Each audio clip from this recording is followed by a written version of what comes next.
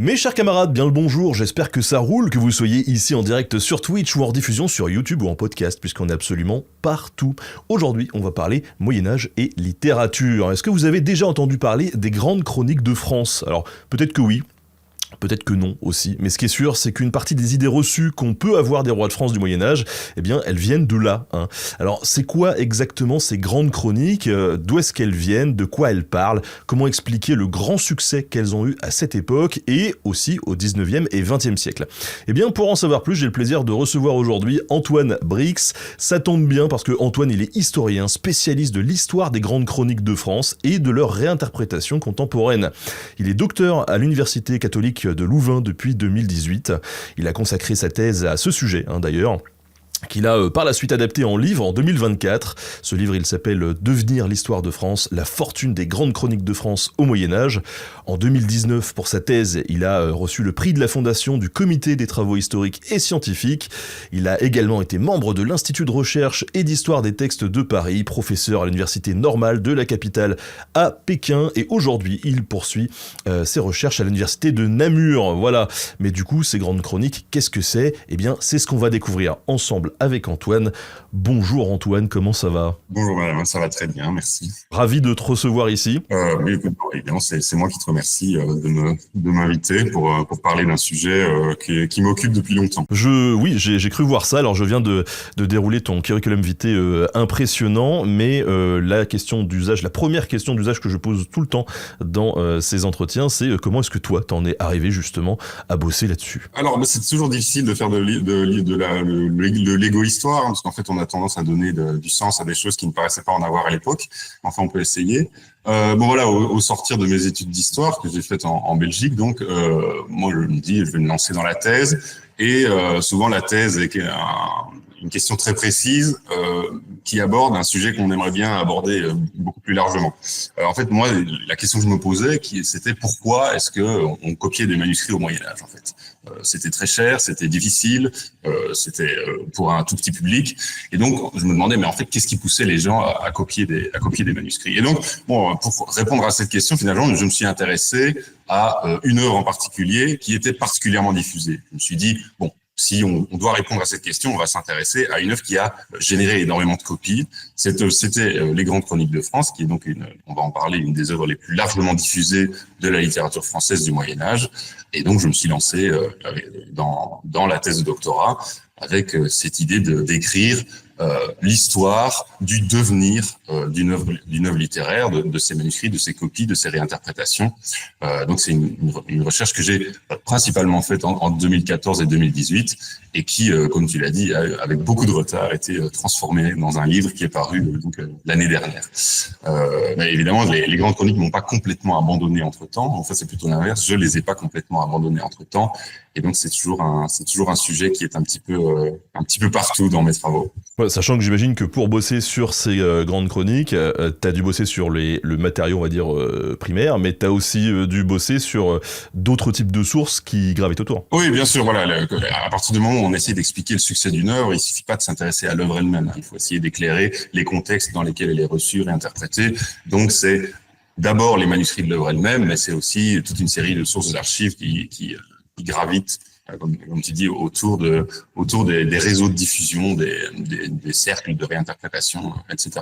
Donc ouais, c'est une très grande masse documentaire à manier qui prend beaucoup de temps, mais je pense que ça valait la peine parce que je pense que j'ai réussi à tirer des résultats relativement intéressants et relativement nouveaux par rapport à ce qu'on connaissait jusque-là de l'histoire de la diffusion des grandes chroniques de France. Alors, je pense que les gens ont compris dans cette introduction qu'on vient de faire qu'il s'agit donc à la fois d'un bouquin et du Moyen-Âge.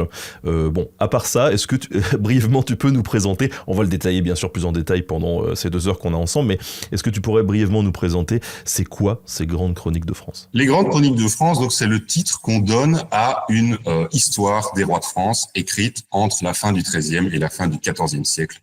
En français. C'est une histoire des rois de France qui va des mythiques origines troyennes.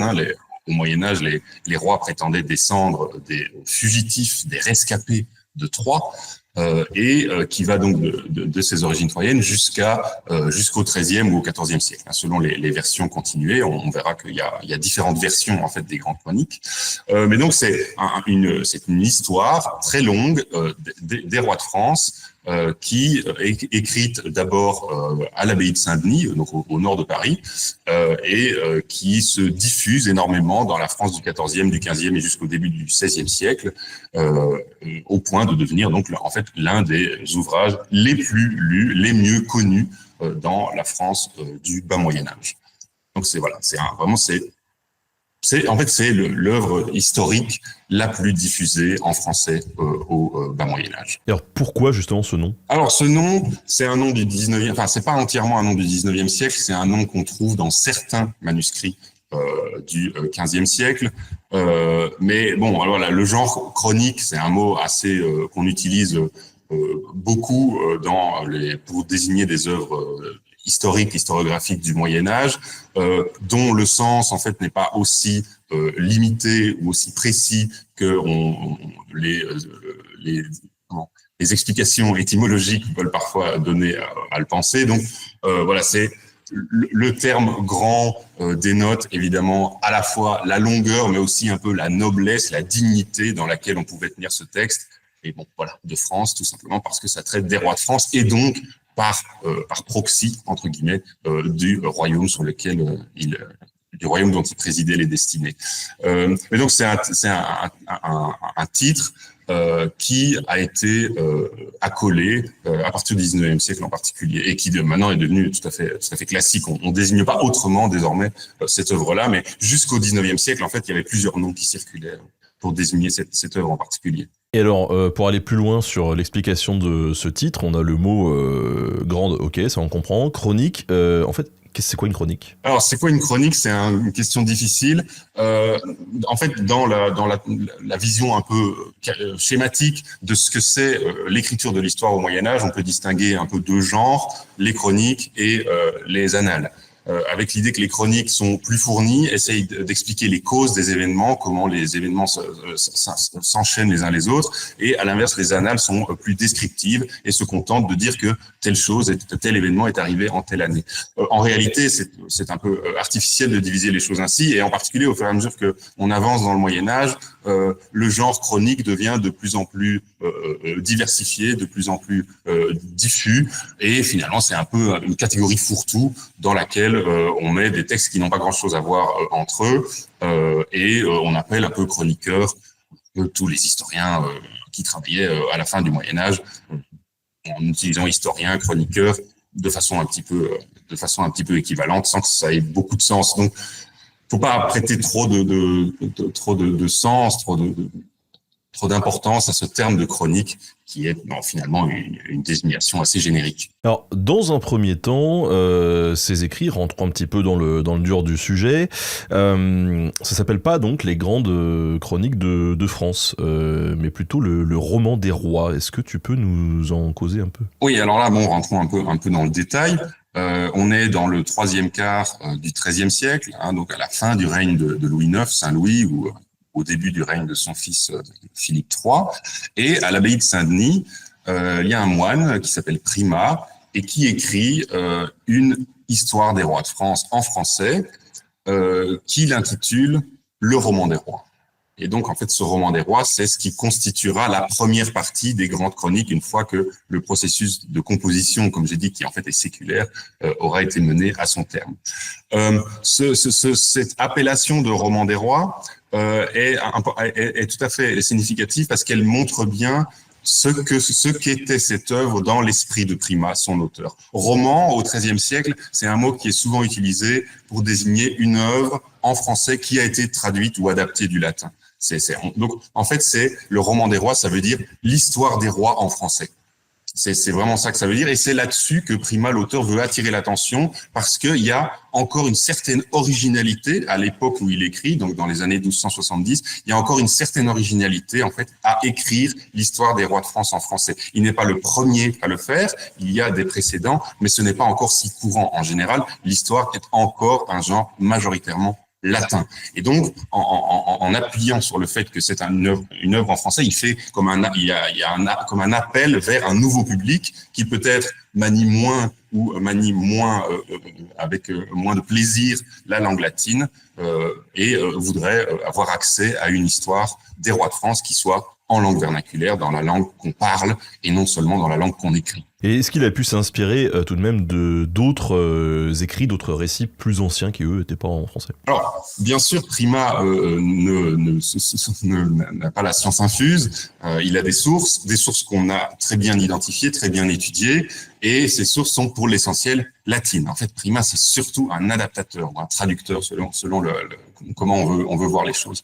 Et donc, en fait, voilà, c'est un moine de Saint-Denis, et à Saint-Denis, il y a une tradition de compilation de textes historiographiques en latin, et on sait en particulier que Prima s'est occupé de traduire une sorte de canon historiographique latin qui existait dans un manuscrit particulier qui est conservé encore aujourd'hui à la Bibliothèque nationale, et il a ajouté quelques petites choses à gauche à droite, mais enfin pour l'essentiel il se fondait sur un état de la connaissance historique, si on veut, qui avait été mis au point à Saint-Denis à partir de textes qui avaient été, et là on remonte au XIIe, au XIe siècle, qui avaient été mis au point dans d'autres monastères, notamment Saint-Germain-des-Prés ou Saint-Benoît-sur-Loire.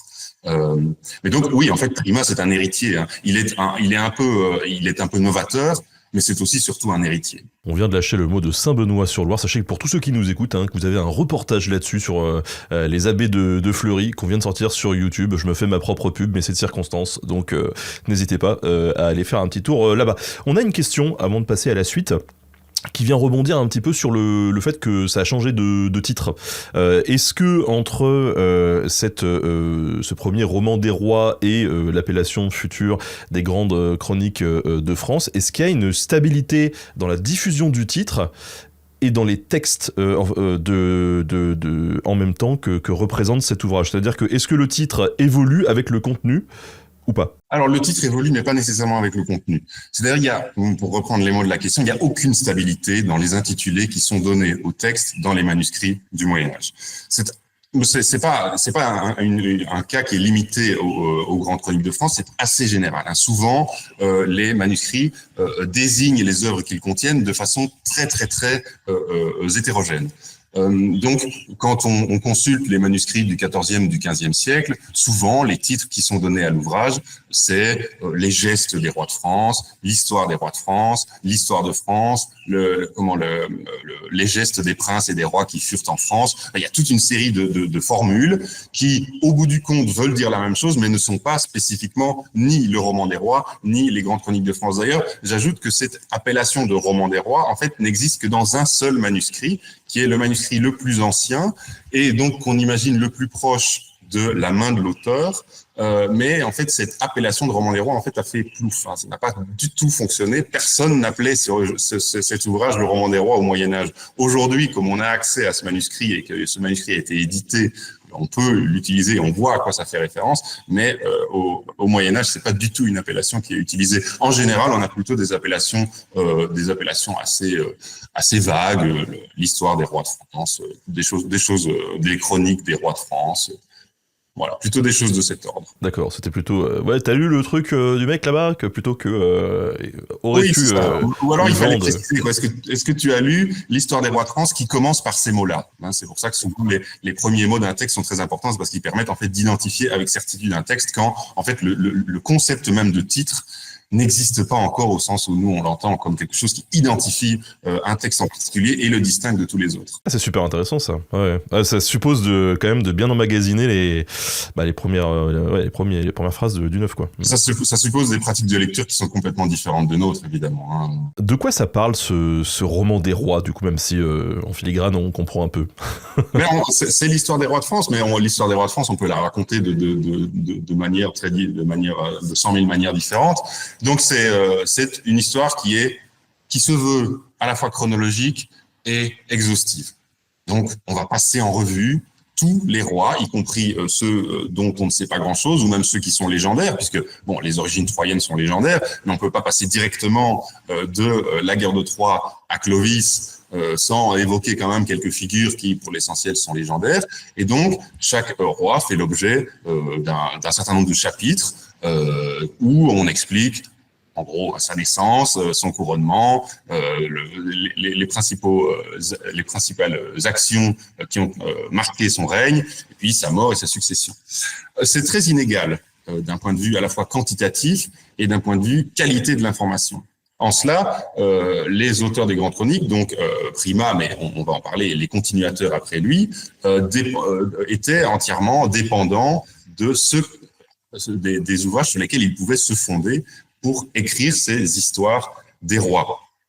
Et donc, il y a des rois qui ont une histoire très développée. L'histoire de leur règne est très développée parce que il y avait beaucoup de sources, et d'autres, bon, il n'y avait pas grand-chose. Donc, il y a on a un petit règne avec seulement quelques chapitres. Mais d'une façon générale, il y a quand même un aspect relativement répétitif dans la structure, qui est qu'il y a un livre, si on veut, correspond à un roi, divisé en un nombre variable de chapitres.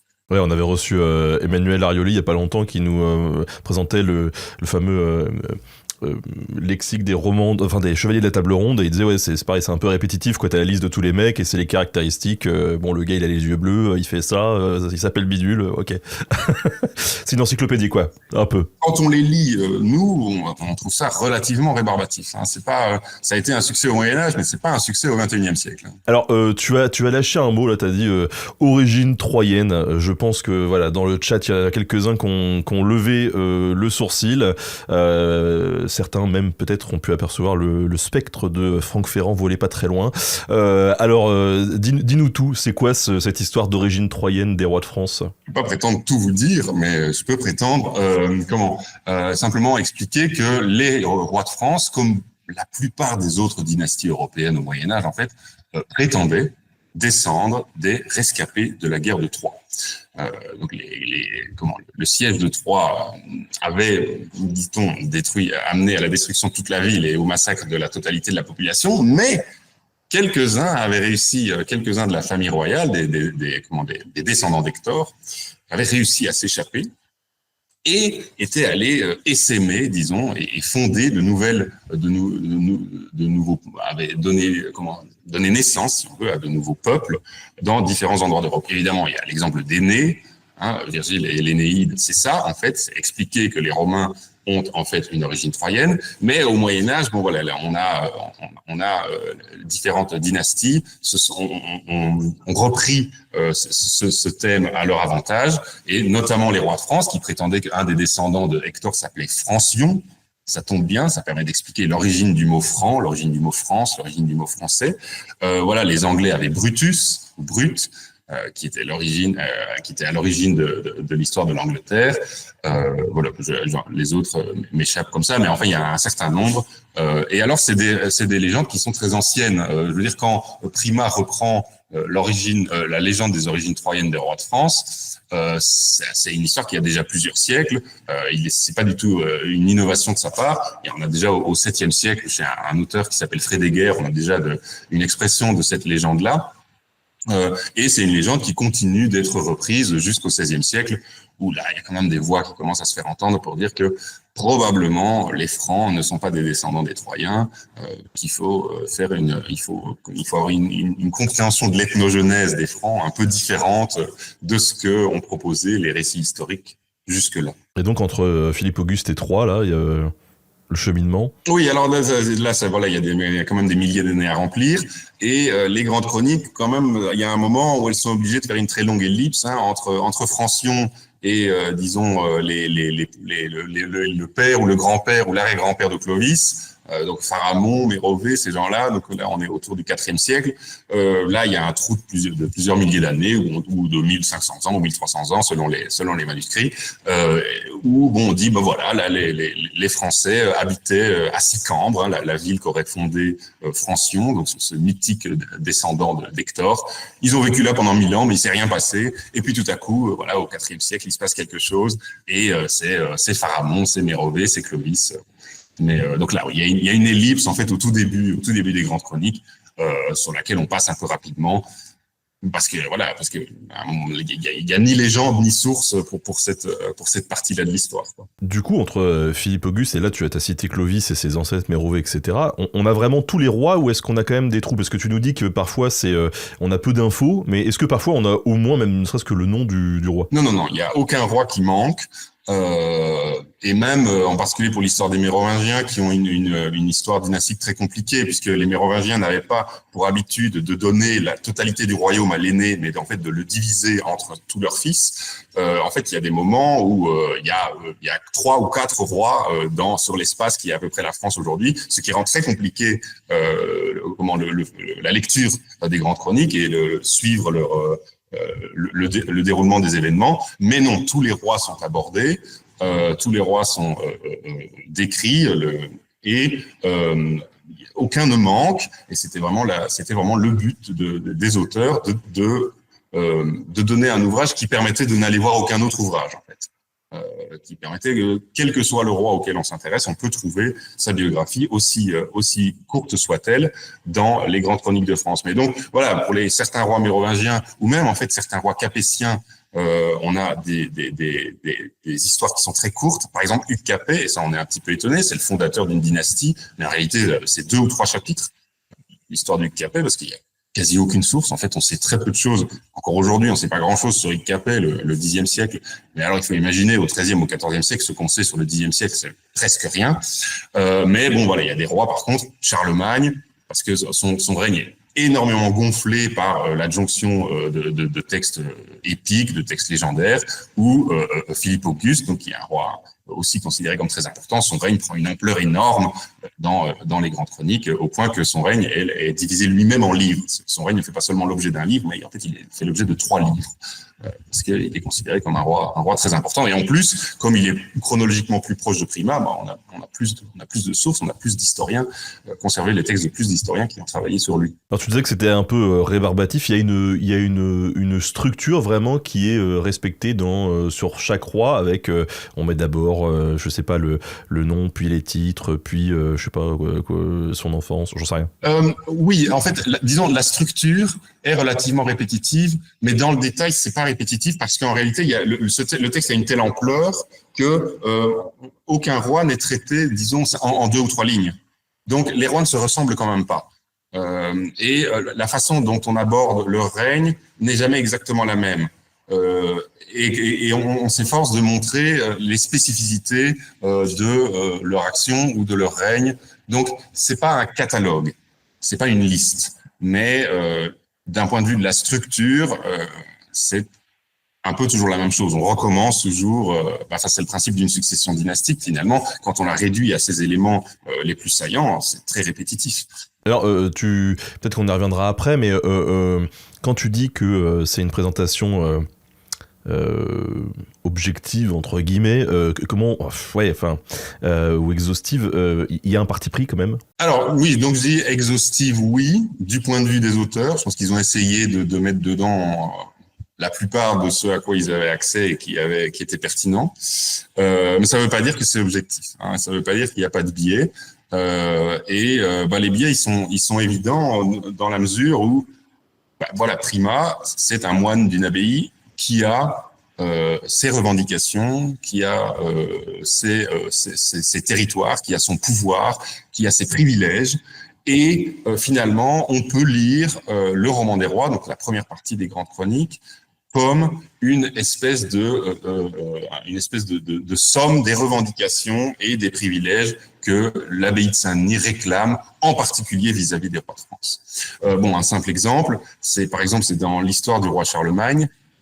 On explique que Charlemagne, en fait, avait donné, entre guillemets, le royaume à Saint-Denis, et donc que c'était à l'abbé de Saint-Denis de désigner le roi de France. Donc le fait qu'on retrouve ça dans les grandes chroniques, évidemment, on voit tout de suite que c'est une revendication de la part de l'auteur qui prétend avoir un certain pouvoir sur non seulement le choix du roi de France, mais évidemment aussi sur les choix du roi de France une fois qu'il est couronné.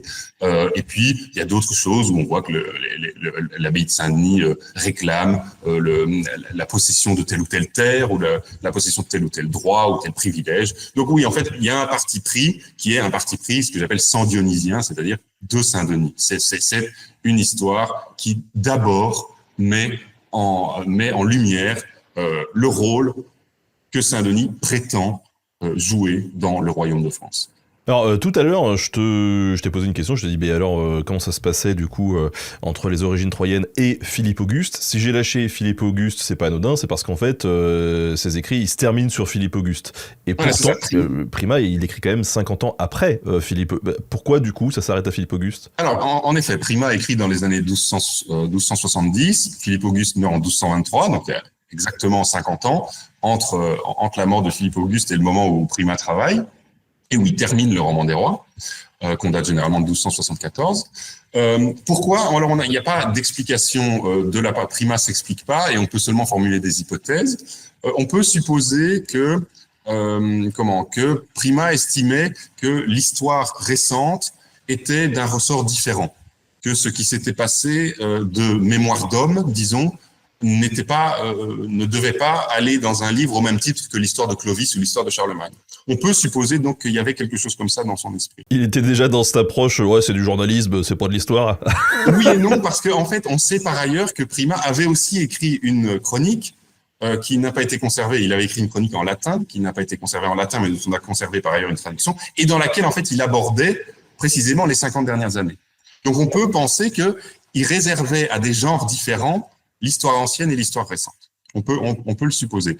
Ceci dit, on peut aussi penser qu'il n'y avait pas encore, quand il écrivait dans les années 1260 et 1270, de sources facilement ou qui permettaient d'écrire facilement l'histoire des 50 dernières années. Et en particulier, dans ces 50 dernières années, c'était, pour l'essentiel, le règne de Saint-Louis. Et le règne de Saint-Louis, les histoires qu'on écrit sur le règne de Saint-Louis, elles datent en particulier de l'extrême fin du XIVe siècle, du XIIIe siècle, pardon. Donc en fait, au moment où Prima travaille, il n'y a pas beaucoup de biographies de Saint-Louis.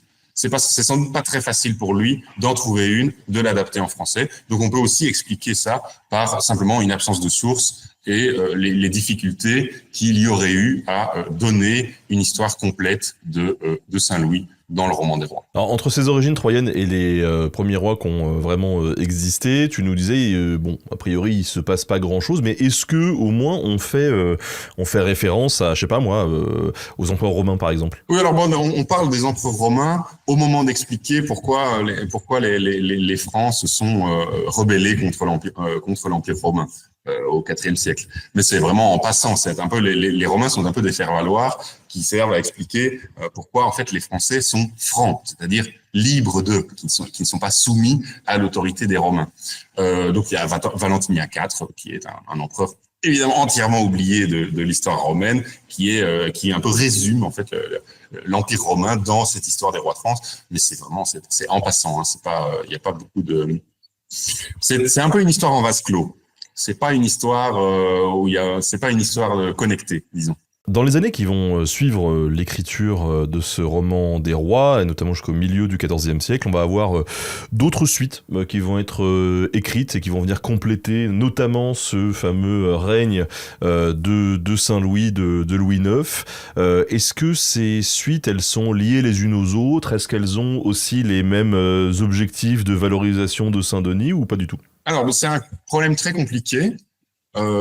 Mais effectivement, les manuscrits qui datent du début du XIVe siècle nous font voir que des tentatives de continuer le roman des rois avaient été faites.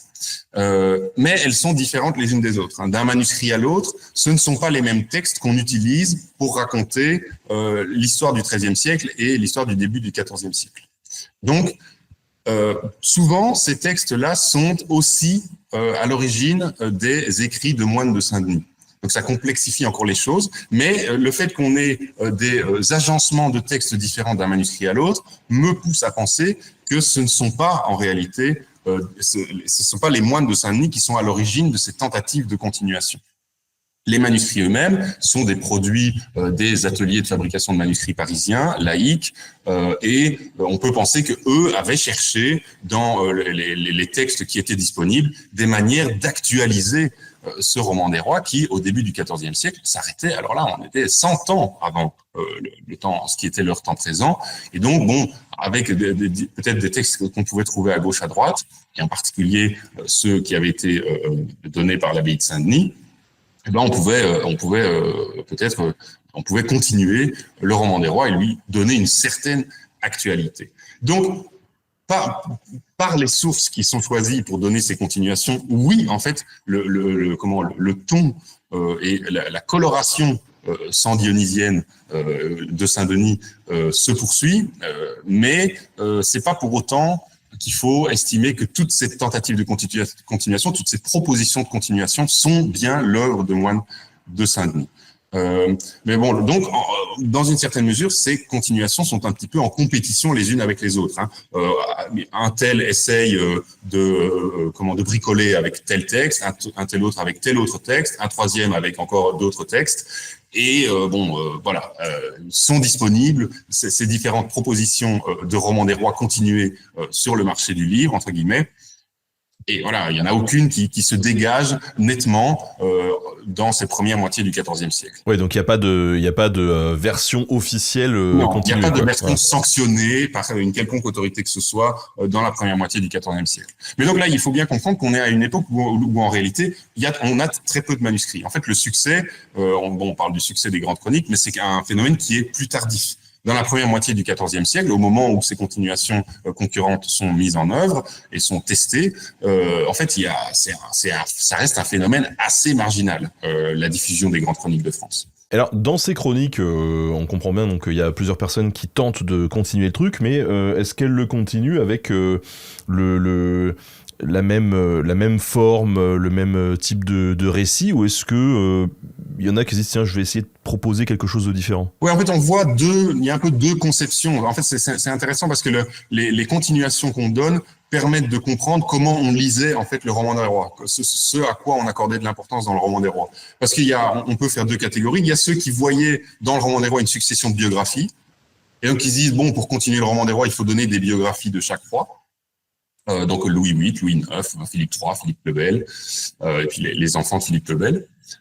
Et puis il y en a d'autres qui disaient non, mais en fait le roman des rois, c'est pas vraiment une succession de biographies, c'est plutôt des annales, c'est-à-dire c'est plutôt des événements dont on donne la date, qui se succèdent, et le fait que voilà, et en faisant ça, on couvre l'histoire de tous les rois. Mais le principe, si on veut, tel que le comprenait le roman des rois, tel que le roman des rois pouvait être compris, le principe c'était un principe chronologique. Il faut avancer dans les années. Et donc, il y a un peu ces deux types de continuation. Il y a des gens qui font une continuation plutôt analytique, c'est-à-dire plutôt chronologique, où on insiste sur le fait qu'on avance dans les années, et d'autres qui proposent des biographies plus narratives dans un sens. Mais donc, oui, en fait, il y a différentes conceptions qui se détachent entre ces deux, dans ces continuations. Au milieu du XIVe siècle, il y a un type qui s'appelle Saint-Denis Richard Lescaut qui, justement, va proposer sa version. Pourquoi ça se détache un peu? Alors, c'est important. Richard Lescaut, donc, c'est un moine de Saint-Denis, comme primat. Bon, on est pas loin d'un siècle après lui, disons 70 ans après. Et il fait un petit peu le ménage dans les continuations. C'est-à-dire qu'il propose une version du roman des rois continué jusqu'en 1350. Donc lui, il doit travailler dans les années 1350 ou au tout début des années 1360. Et il propose une version du roman des rois continué qui pioche des morceaux de continuation dans ce qui existait jusque-là. Donc en fait, il propose quelque chose de nouveau, mais uniquement avec des matériaux qui ont déjà été utilisés. Je sais pas si c'est très compréhensible. Aussi, il fait des petits bouts de copier par-ci par-là, il les colle et ça fait un nouveau truc. Ouais, il prend des choses dans les différentes versions, il prend des choses, il dit pour le règne de Louis VIII, je vais plutôt suivre ceux qui donnaient une tradition plutôt chronologique, puis pour Louis IX, je vais prendre plutôt une biographie, et puis pour Philippe III une biographie, et puis pour Philippe IV, je vais repasser au principe de quelque chose de chronologique. Et donc en fait, il prend des choses à gauche à droite et il propose donc cette version continuée jusqu'à 1350, donc jusqu'à la mort de Philippe de Valois, jusqu'à la mort de Philippe VI de Valois. Et à partir du moment où il fait cette proposition d'un roman des rois continué, en fait, cette version-là va comme se figer. Et c'est celle-là qui ultérieurement connaîtra le succès. Et les différentes propositions de continuation qu'on voyait fleurir au début du XIVe siècle, elles ne seront plus copiées, ne vont pas connaître une diffusion à l'inverse de donc cette version sanctionnée entre guillemets par Richard Lescot, qui est un petit peu aussi une tentative de la part de Saint-Denis de reprendre le contrôle sur un texte qui, depuis une cinquantaine d'années à ce moment-là, était un petit peu mis à différentes sauces et n'était plus nécessairement sous le contrôle direct des moines de Saint-Denis. Ouais, c'est un gros mash-up, quoi. Du coup, que ce soit ces propositions de texte au fur et à mesure ou justement cette version figée du roman des rois, on reste toujours du coup en français. Il y a cette volonté de conserver cette langue. Oui, mais en fait, l'idée, c'est vraiment de continuer le roman des rois sans qu'on se rende compte qu'il est continué. C'est bien respecter les principes que Prima avait mis en œuvre et qu'il avait plus ou moins donné dans son prologue. Donc, on continue une histoire des rois de France en français, en prose, avec plus ou moins avec une biographie par roi qui forme un livre divisé en chapitres. Et donc, on continue, on reprend vraiment ce même schéma et on le reproduit pour les rois successifs. Alors, dans cette version qui va se figer vers le milieu du XIVe siècle, on y ajoute quand même les règnes de Jean II et de Charles V, des récits qu'on va attribuer à un autre type qui s'appelle Pierre d'Orgemont, le chancelier de Charles V. Pourquoi est-ce qu'on lui attribue à lui, à Pierre d'Orgemont, ces ajouts de ces rois-là ? Donc, il y a cette version du roman des rois continué faite par Richard Lescot. Et puis, effectivement, si on avance vers la fin du XIVe siècle, on voit que beaucoup de manuscrits sont produits vers la fin du XIVe siècle, mais qui possèdent encore une autre continuation, qui est, comme tu l'as dit, une histoire des deux rois qui ont succédé à Philippe de Valois, c'est-à-dire Jean II et Charles V. Cette histoire de Jean II et Charles V n'est pas l'œuvre d'un moine de Saint-Denis. C'est l'œuvre probablement de Pierre d'Orgemont, et Pierre d'Orgemont, c'est quelqu'un qui est c'est un officier de la cour du roi de France. C'est pas un moine bénédictin. Donc, on change de monde complètement. Il est en fait le chancelier de Charles V. Pierre d'Orgemont, c'est le chancelier de Charles V. Et il écrit une chronique qui probablement commence un petit peu avant 1350 et qu'il écrit au fil des années. Et pour une raison qu'on ne connaît pas très bien, c'est ce texte-là qui est placé à la suite du texte de Richard Lescot pour former ce qui deviendra, par le succès, les grandes chroniques de France. Mais c'est probablement pas, c'est Pierre d'Orgemont, et je vais revenir sur la question de son autorité sur le texte, Pierre d'Orgemont n'écrivait pas cette chronique avec dans la tête l'idée que ça formerait la suite de la grosse compilation faite par Richard Lescot. C'est probablement d'autres gens qui, par la suite, se sont dit « Ah, mais c'est bien, on a cette chronique des rois qui permet, en fait, de poursuivre encore le récit des grandes chroniques. » Mais, Pierre d'Orgemont ne s'est certainement jamais considéré comme le successeur ou le continuateur de Prima.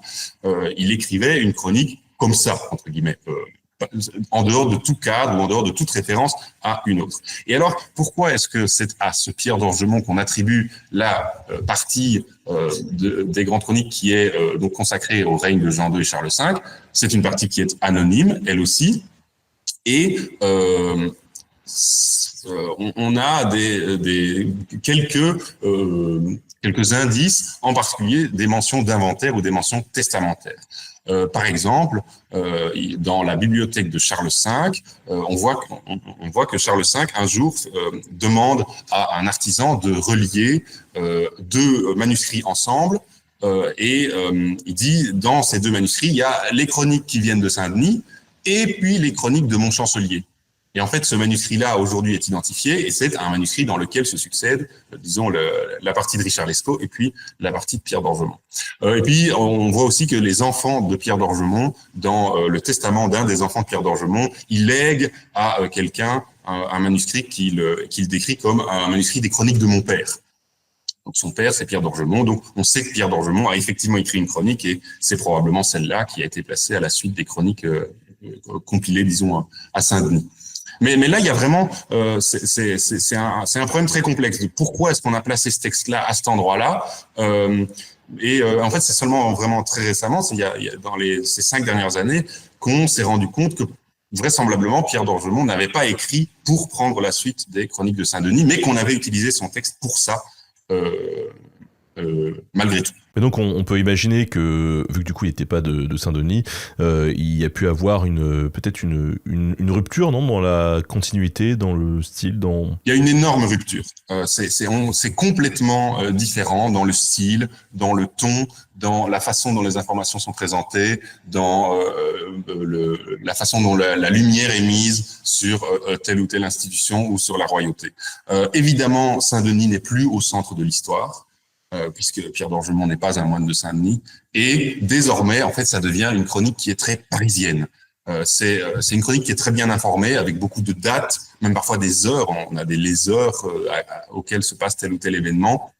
Mais c'est une chronique qui est très parisienne. C'est la chronique de quelqu'un qui est dans les antichambres du pouvoir, dans les couloirs du palais, et qui est bien informé de la politique royale, mais qui est moins bien informé de ce qui se passe dans le royaume d'une façon générale, et qui n'a pas nécessairement une vision d'ensemble de ce qu'a été les règnes qu'il raconte. Et c'est à ça qu'on voit que probablement il écrit au fur et à mesure, parce qu'il n'y a pas une grande mise en intrigue, si on veut, qu'on peut faire quand on raconte l'histoire d'un roi d'il y a 3 ou 4 siècles, où on peut prétendre voir des lignes de force dans une biographie et les faire ressortir. C'est plus, il enregistre davantage au jour le jour, probablement avec 1 ou 2 ou 3 années de retard. Mais donc, oui, c'est vraiment complètement différent dans le style, et il y a une grosse rupture, et c'est aussi beaucoup plus détaillé. Les règnes de Jean II et Charles V sont très longs dans les grandes chroniques. En fait, ils forment, alors que c'est seulement 2 rois sur des dizaines et des dizaines, ça représente une grosse partie en volume. Et alors tu nous dis qu'à cette époque-là, donc milieu du XIVe, on a une version qui se fige un peu, on n'ajoute plus en fait de rois. Alors pourquoi on s'arrête là ? C'est pas tant qu'on ajoute, oui, c'est pas tant qu'on n'ajoute plus, mais c'est que pour une raison X ou Y, on va y revenir après, cette version donc des origines troyennes jusqu'à la mort de Charles V, 1380, connaît un énorme succès et se met à être copiée énormément. Ça ne signifie pas qu'il n'y a pas des tentatives, et on en conserve des traces, de mettre des continuations, encore produire des continuations pour que l'histoire des rois de France rattrape toujours le présent au fur et à mesure du XVe siècle. Il y en a, et on en conserve des manuscrits, mais le très gros des manuscrits s'arrête en 1380, presque au milieu d'une phrase, en fait. Donc c'est uniquement le fait que ce texte se soit diffusé dans cet état-là qui a un peu rendu caduques, vaines, les tentatives de continuation ultérieure. En fait, c'est le succès qui a figé le canon dans ce format-là.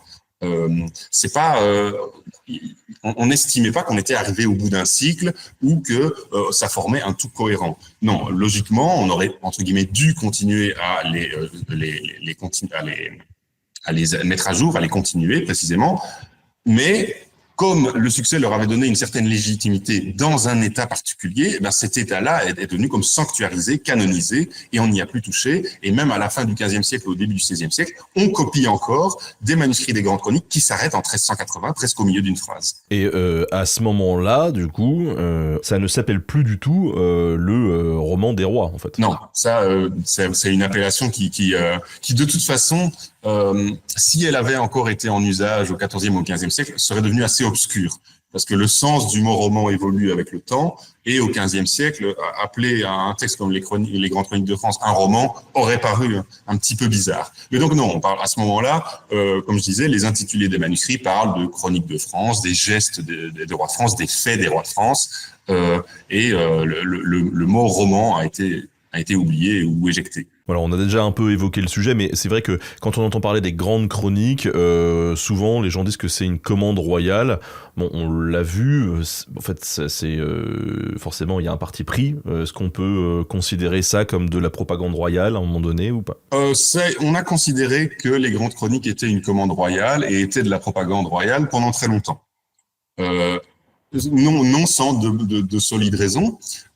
Prima, donc en 1274, dans le prologue qu'il met en tête de son roman des rois, précisément, dit qu'il écrit à la demande de quelqu'un qu'il ne nomme pas. Il dit « J'écris à la demande de quelqu'un à qui je ne peux rien refuser et à qui je dois obéissance. » Sa femme ? Oui, pour un moine, c'est certainement ça. Les historiens ont souvent voulu voir là derrière une espèce d'appel ou une espèce de description du roi de France qui aurait été un peu pudique, on ne veut pas le nommer pour ne pas, entre guillemets, éventuellement l'embarrasser. Mais c'est pas la seule hypothèse. C'est une hypothèse qui a été très largement acceptée pendant des dizaines et même peut-être des centaines d'années, mais c'est pas la seule et c'est pas celle que moi je soutiens.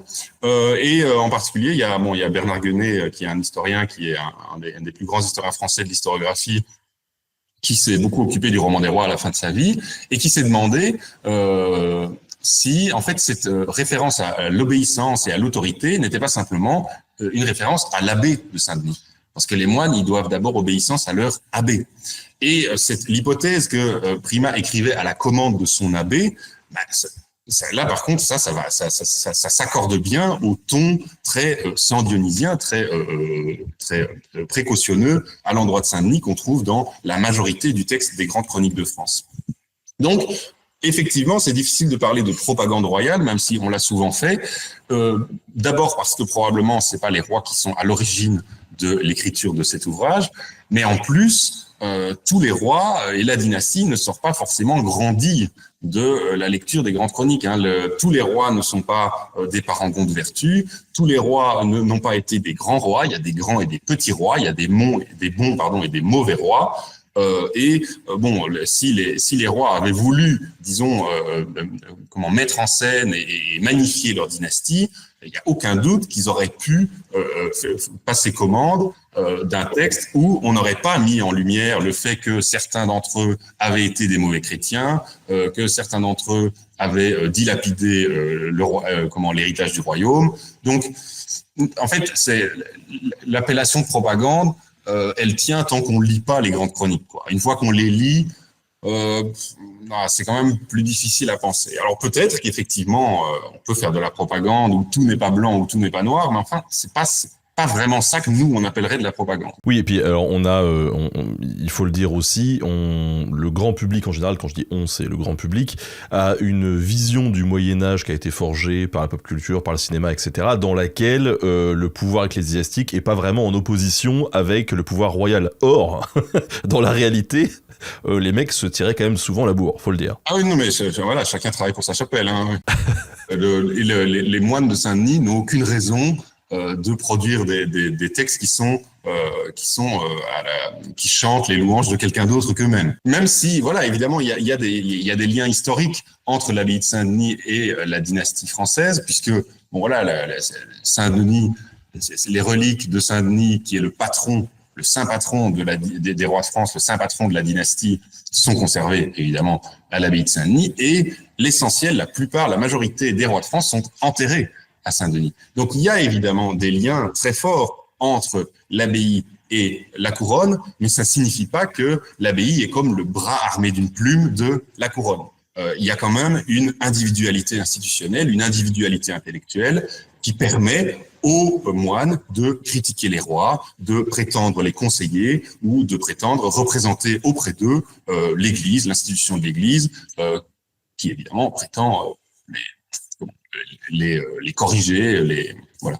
On a une question d'un internaute qui dit, mais est-ce qu'on sait à peu près le pourcentage d'invention dans les récits ? On pourrait le calculer, mais ce serait un peu rendre un mauvais service aux auteurs qui, eux, ne croyaient pas trop qu'ils inventaient. Donc oui, en fait, on peut traquer les erreurs factuelles, on peut traquer les légendes, les récits tordus, les omissions, parce qu'il y en a beaucoup, en particulier pour les hautes époques, les périodes les plus éloignées chronologiquement. Mais par exemple, quand Prima raconte que Charlemagne est allé à Jérusalem, il reprend un texte qui existe et dont il ne doute pas de la véracité. Donc, oui, selon nos critères, on pourrait faire le départ entre ce qui est vrai et ce qui n'est pas vrai, mais ce serait méconnaître l'univers intellectuel et culturel dans lequel évoluaient les auteurs et les lecteurs. Ouais, on ferait un procès d'intention alors que voilà, c'est pas. Voilà, pour ça ils sont les gens de leur temps et c'est intéressant de voir que pour eux il y avait aucune opposition, aucune impossibilité à ce que Charlemagne ait été à Jérusalem, que les rois de France soient les descendants des Troyens, et que Clovis ait reçu les armes de France directement du ciel. Il n'y a pas d'impossibilité parce qu'on est dans un monde où, entre guillemets, la magie existe, où le surnaturel existe, où tout n'est pas explicable. Donc, c'est...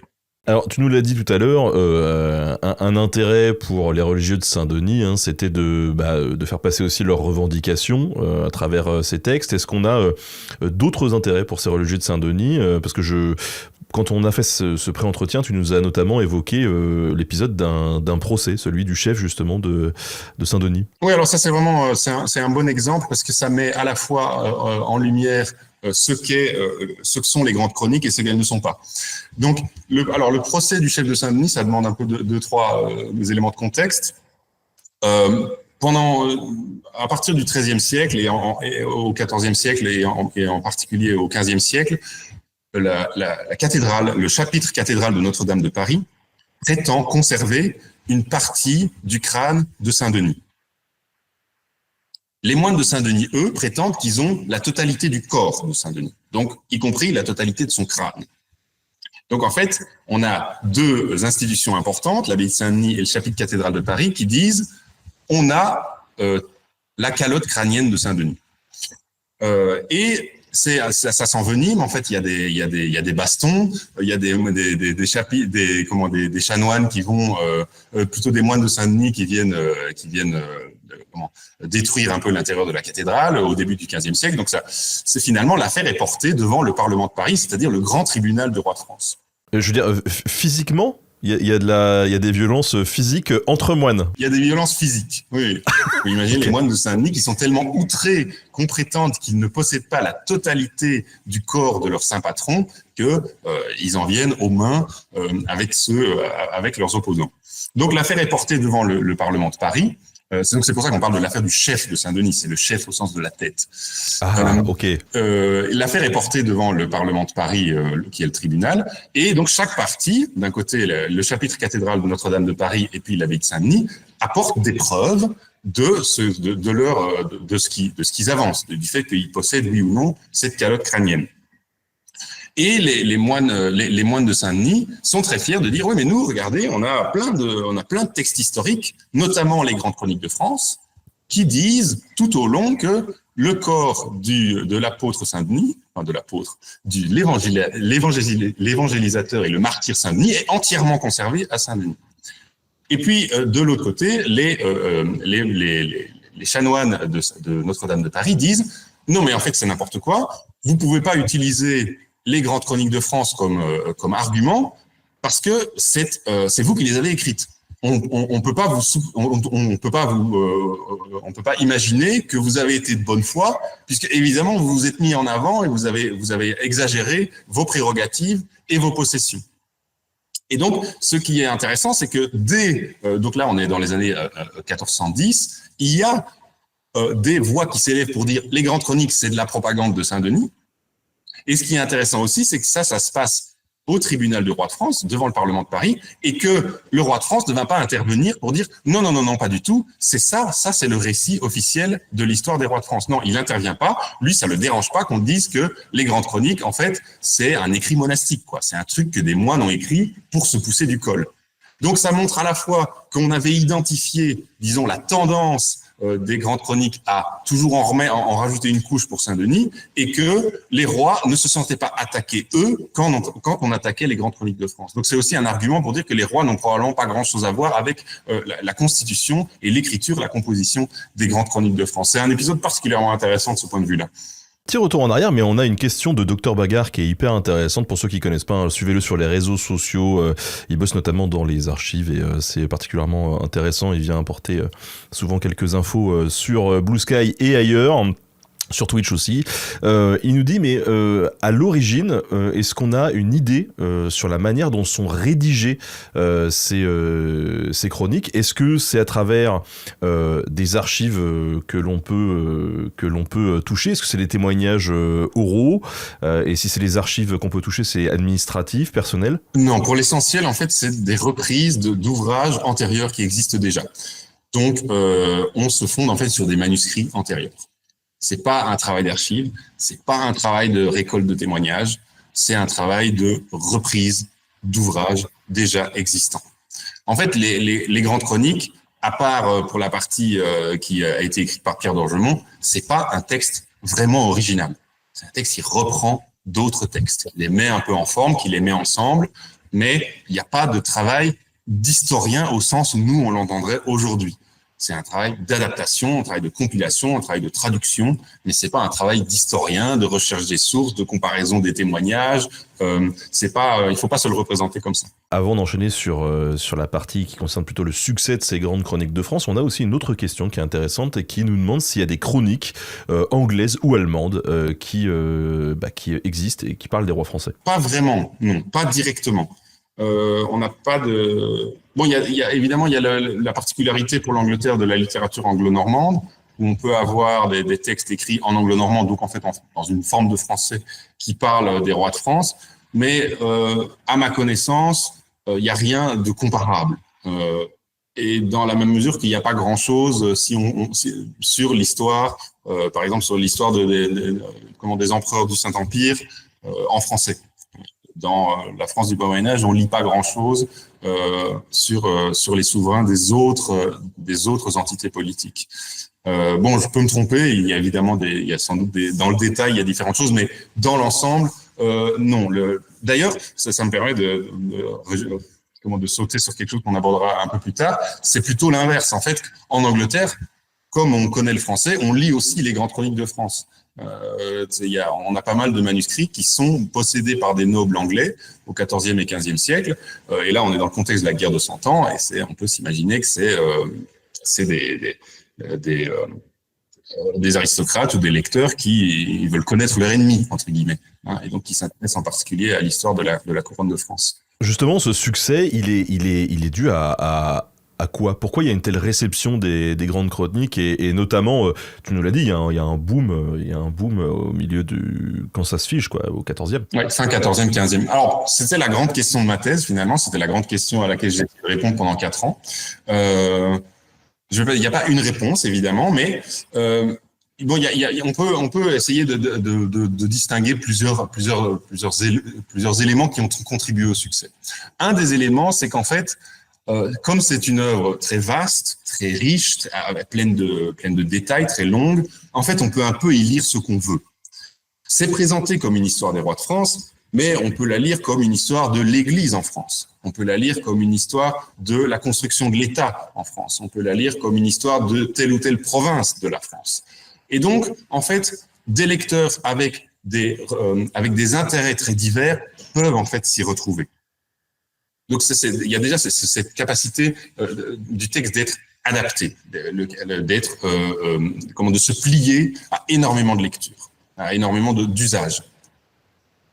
Un autre élément qui est important, évidemment, qui en fait est évident, donc qu'on aurait tendance à moins mettre en avant, mais c'est le fait que c'est écrit en français. En fait, comme c'est écrit en français, Au XIIIe et au XIVe siècle, probablement, ça joue contre le texte. À ce moment-là, le fait d'être en français est un petit peu un problème. Il n'y a pas encore un grand public où c'est pas encore beaucoup entré dans les mœurs de lire l'histoire en français. Mais par contre, comme ce texte a une réception très longue, très lente, une diffusion très lente, au moment où on arrive à la fin du XIVe au XVe siècle, alors là, en fait, ce qui était peut-être un défaut devient une qualité. C'est écrit en français, en prose, qui est vraiment la forme dans laquelle on lit de l'histoire à la fin du XIVe et au XVe siècle. Donc il y a le fait qu'il y a une espèce de succès décalé du fait de l'inadaptation des formes à une époque qui, finalement, avec l'évolution, devient une adaptation des formes. Une pertinence des formes plutôt. Et puis, on peut aussi voir, et là c'est un succès qui est plus limité à un milieu social, c'est qu'il y a des phénomènes d'imitation. Le succès, dans tout domaine, c'est en partie un phénomène d'imitation. C'est une mode, c'est un phénomène d'imitation. Et du côté des grands aristocrates, des gens qui sont dans l'entourage des rois, les princes, les aristocrates, les gens qui gravitent autour de la cour, on voit qu'à partir de la fin du XIVe et au XVe siècle, ils se font copier des manuscrits des grandes chroniques très luxueux, enluminés, qui se ressemblent tous un peu les uns les autres. Et donc, on devine qu'en fait, il y a une espèce de mode, une espèce qu'il commence à être attendu de quelqu'un qui a un rang d'aristocrate ou un rang important à la cour, qu'il ait une bibliothèque qui contient au moins un exemplaire de cette histoire des rois de France, qui désigne qu'il appartient en quelque sorte à ce monde du pouvoir en France à travers les siècles. Donc, et ça, c'est un succès qui n'est pas du tout lié, disons, aux particularités du texte ou aux particularités de ce qu'il raconte ou de comment il le raconte ou de ce qu'on peut y trouver. C'est plutôt lié à l'objet que les grandes chroniques peuvent devenir une fois qu'on les copie dans des manuscrits luxueux. Donc, c'était un peu les deux grandes catégories du succès que j'avais déterminées. Il y avait le succès du texte et puis il y avait le succès du livre. Mais les deux, finalement, s'expriment par des copies de manuscrits qui sont conservés aujourd'hui. Mais on voit bien, en fait, quand on consulte les manuscrits qui sont conservés aujourd'hui, quel manuscrit a servi quels usages.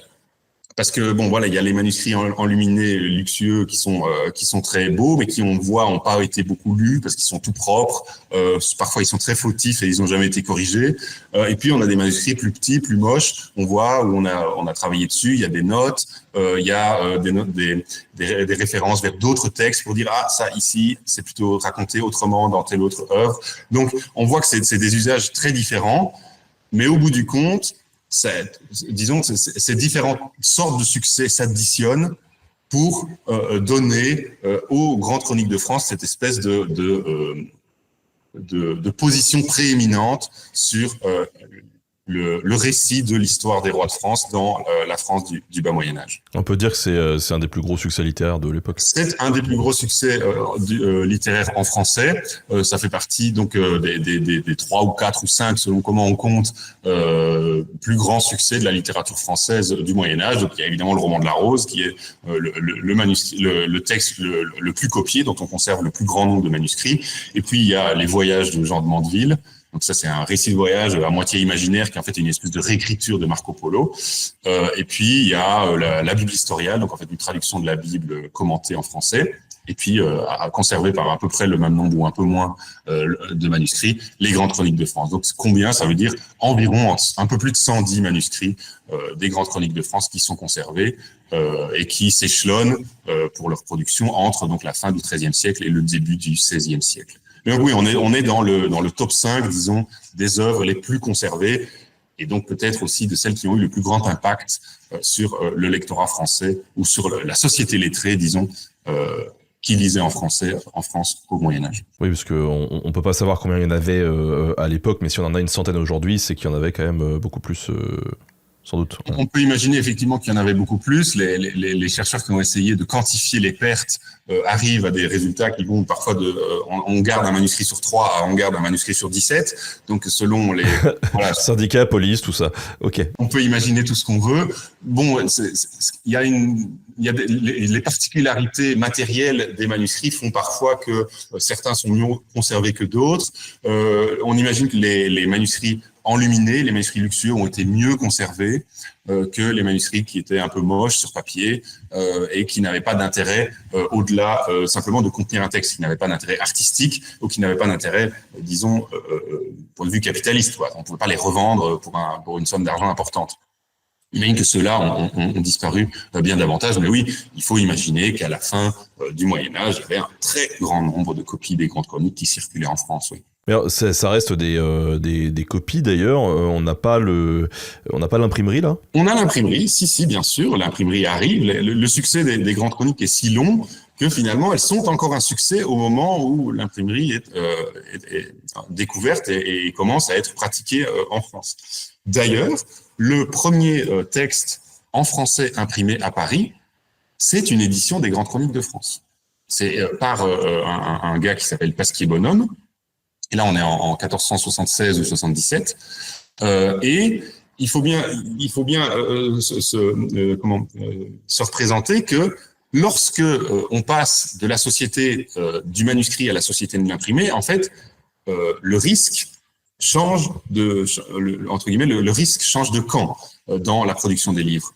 Quand auparavant un client allait auprès d'un artisan de manuscrit et le payait pour lui dire « fais-moi un manuscrit s'il te plaît », il le payait en espérant au moins la moitié, en espérant 6 mois ou 1 an plus tard recevoir le manuscrit. Quand on passe dans la société de l'imprimé, c'est complètement différent. Il y a un imprimeur qui se dit « oh, que veut le public ?» et qui investit, fait imprimer 500 exemplaires, par exemple, d'un texte en particulier, et puis essaye de les vendre. Donc, en fait, il prend le risque lui-même, et ce qui signifie qu'il doit trouver le texte qui va le plus facilement écouler.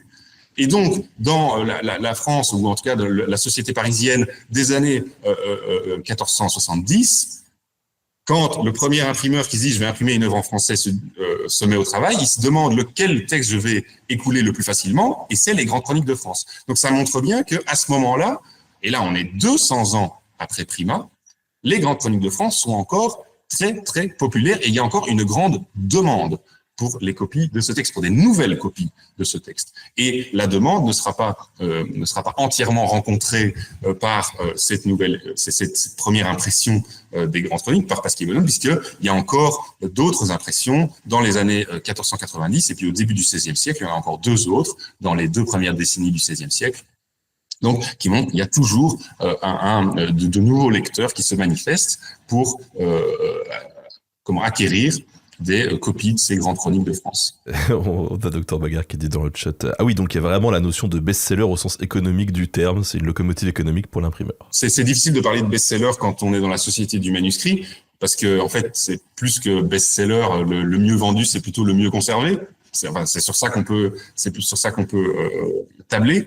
Mais oui, bien sûr, à partir du moment où il y a l'imprimerie, c'est sûr que ça a été vu très tôt comme un best-seller, comme une façon de vendre facilement des livres. D'ailleurs, il y a dû y avoir une évolution du lectorat. Alors, tu nous parlais tout à l'heure rapidement des Anglais qui étaient friands de ces histoires-là. Tu nous évoquais aussi le fait qu'il y avait plusieurs sphères qui y trouvaient leur intérêt dans ces écrits. Est-ce que tu peux nous parler plus concrètement de qui étaient ces lecteurs et de comment ils ont évolué qui c'était avant l'imprimerie et après? Le lectorat, effectivement, est diversifié et un peu hétérogène. J'ai déjà mentionné les aristocrates, les grands princes qui possèdent des beaux manuscrits, qui possèdent des belles bibliothèques, et de toute évidence, c'est un des principaux foyers de la diffusion des grandes chroniques. Donc des gens, des puissants, des nobles qui sont relativement proches de la cour, qui parfois sont même de sang royal. Il y a les rois eux-mêmes, même s'ils n'ont pas tous possédé des manuscrits des grandes chroniques, mais il y a les rois de France eux-mêmes qui sont des possesseurs, des lecteurs. Mais donc voilà, ça c'est un milieu qu'on peut facilement identifier parce que précisément ils possèdent des manuscrits luxueux dans lesquels souvent ils laissent leur nom. Donc on peut facilement, et même comme ils se les transmettent de père en fils, on peut suivre avec les lignages comment ces bibliothèques passent dans différentes familles au fur et à mesure du temps.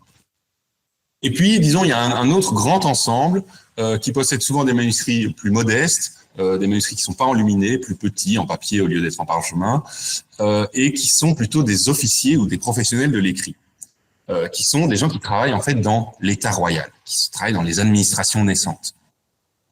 Que ce soit au Parlement de Paris, donc j'en ai parlé tout à l'heure, donc le tribunal, que ce soit donc des juristes ou que ce soit des spécialistes de la monnaie, à la Chambre des comptes, des spécialistes de l'économie, des spécialistes de telle ou telle branche de gouvernement, des spécialistes de l'imposition. Voilà. En fait, quand on consulte les manuscrits, quand on étudie les manuscrits, on voit qu'il y en a beaucoup qui circulaient dans ces milieux administratifs, ces milieux d'officiers, qui trouvaient dans les grandes chroniques des éléments utiles à leur activité professionnelle. Par exemple, ceux qui s'intéressaient à l'imposition, dans l'histoire des rois relativement récents, on dit tel roi a levé tel impôt à ce moment-là, il y a eu telle réaction, ou tel roi a lancé cette nouvelle monnaie qui a autant dévalué entre-temps, et tout ça. Donc en fait, on voit que chacun peut un peu tirer la couverture à soi et trouver dans les grandes chroniques des éléments qui intéressent sa pratique professionnelle ou administrative.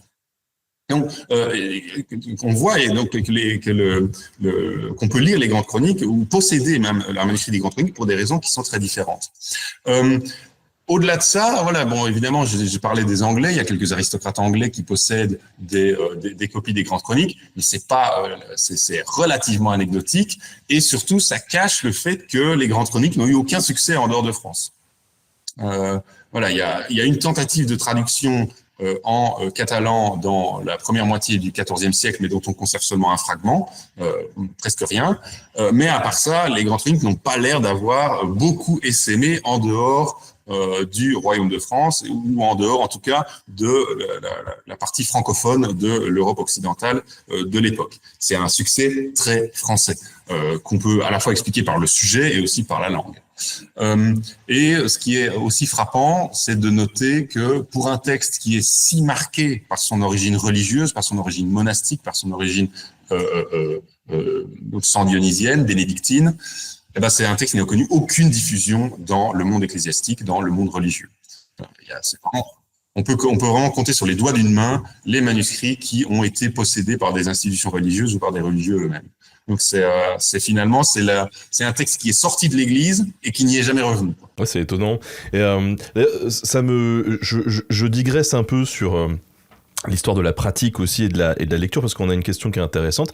Et est-ce qu'à ta connaissance, il pouvait y avoir des lectures collectives ? Probablement. Et alors on a des traces de lecture collective. On a en particulier une mention dans une chronique qui est la biographie du duc de Bourbon au début du XVe siècle. Donc là, on est dans le contexte de la guerre la guerre civile entre les Armagnacs et les Bourguignons.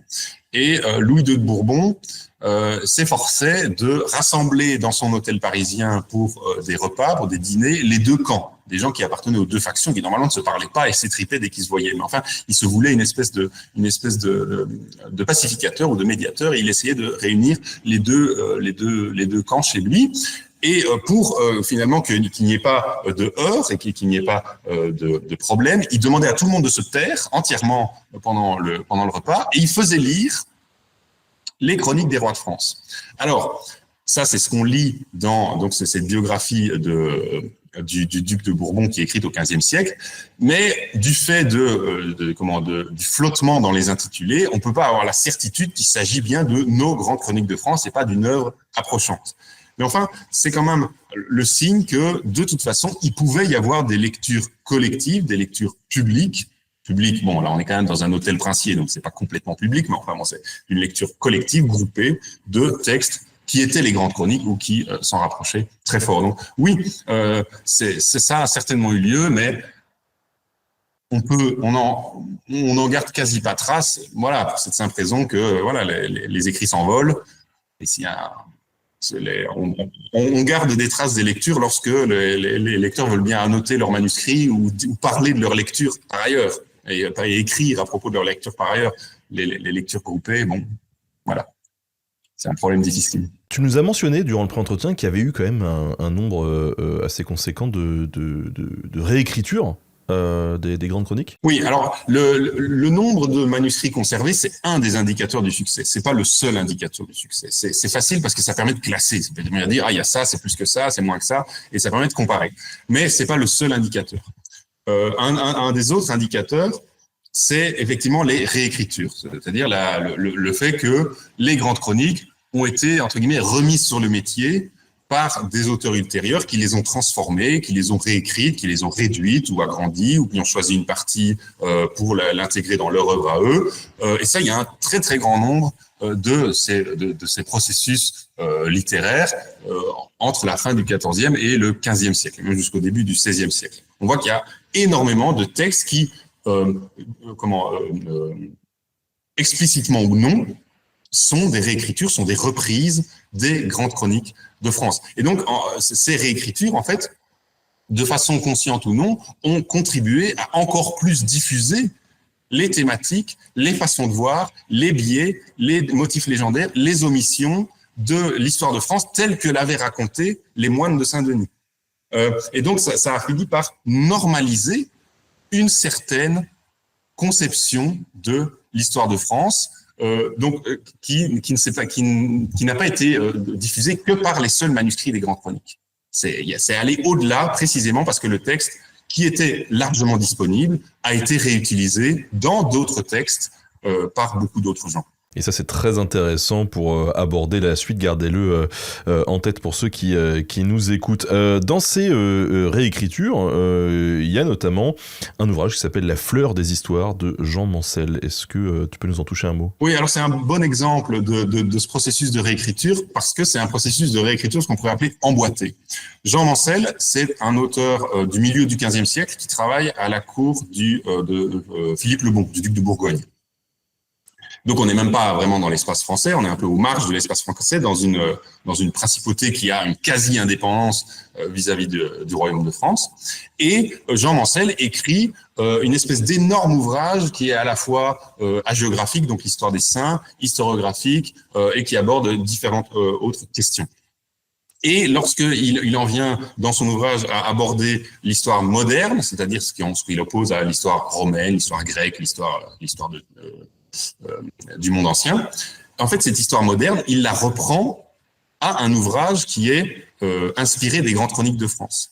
Alors que lui-même vit dans un espace qui est plus ou moins en guerre avec le royaume de France à ce moment-là. Mais c'est parce que le schéma, les habitudes narratives des grandes chroniques sont si bien rentrées dans les mœurs qu'il ne voit pas de problème à réutiliser un ouvrage qui explique que le royaume de Saint-Denis est au centre de l'histoire des rois de France, parce que c'est comme ça qu'on raconte l'histoire des rois de France. Et alors, je dis c'est un emboîtement de réécriture parce que c'est un cas que j'ai étudié en particulier avec une collègue à l'époque qui s'appelle Anne-Thie Nguyen, qui elle est une spécialiste de la fleur des histoires en particulier, et on s'est rendu compte qu'en fait nos deux sujets de recherche avaient un point de contact, puisque donc Jean Mansel réécrit un ouvrage qui est lui-même une réécriture des grandes chroniques de France. Donc en fait il y a deux réécritures imbriquées entre les grandes chroniques de France et la fleur des histoires de Jean Mansel. Donc même encore au deuxième, au troisième, au quatrième degré, on réécrit les grandes chroniques, mais donc on reprend toujours les mêmes éléments topiques, les mêmes stéréotypes que les chroniqueurs de Saint-Denis avaient consignés dans les grandes chroniques de France. Alors tu nous as dit que effectivement ces chroniques, elles ont eu un retentissement assez énorme. Ça fait partie on l'a dit, on a lâché le mot des best-sellers du Moyen Âge. Tu nous as parlé de réimpression jusqu'au XVIe siècle, ce qui manifeste quand même l'engouement de tout le monde pour ce texte. Est-ce que ce texte, justement, il continue à y avoir un engouement après le XVIe ? Alors non, après c'est le néant. Après vraiment, c'est le néant entre le milieu du XVIe siècle et le milieu du XVIIIe siècle. Il y a un énorme trou où on s'intéresse plus aux grandes chroniques et pour cause. Voilà, le texte aussi commence à accuser son âge.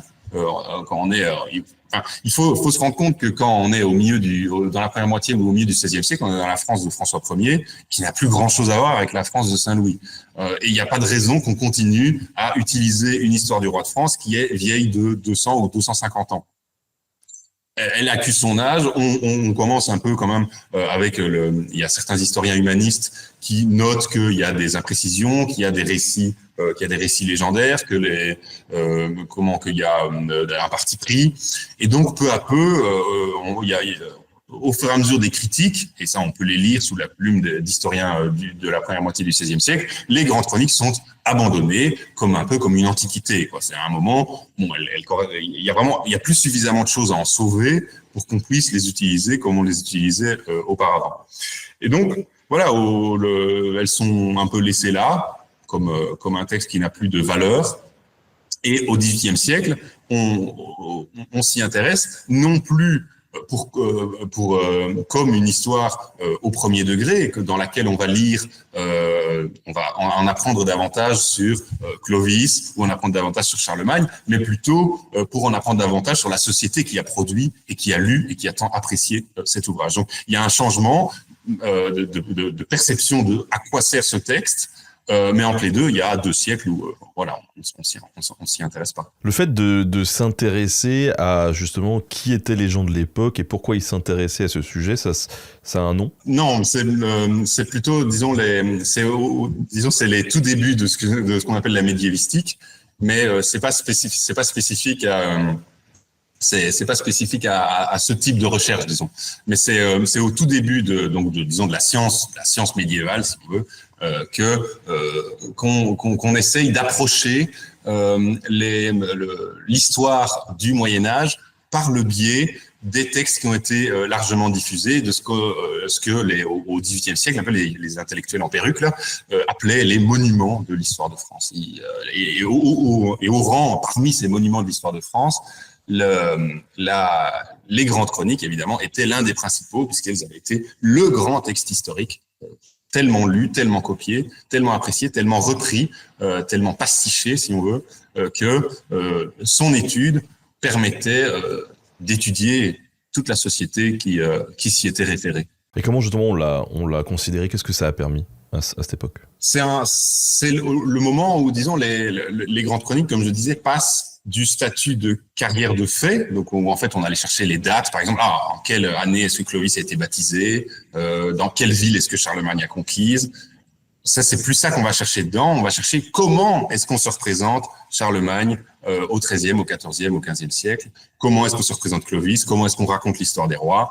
Comment est-ce que finalement on se représente le passé quand on est un Français à la fin du Moyen Âge. Donc ça, c'est vraiment les grandes chroniques ne sont plus de l'histoire, elles deviennent une source pour l'histoire.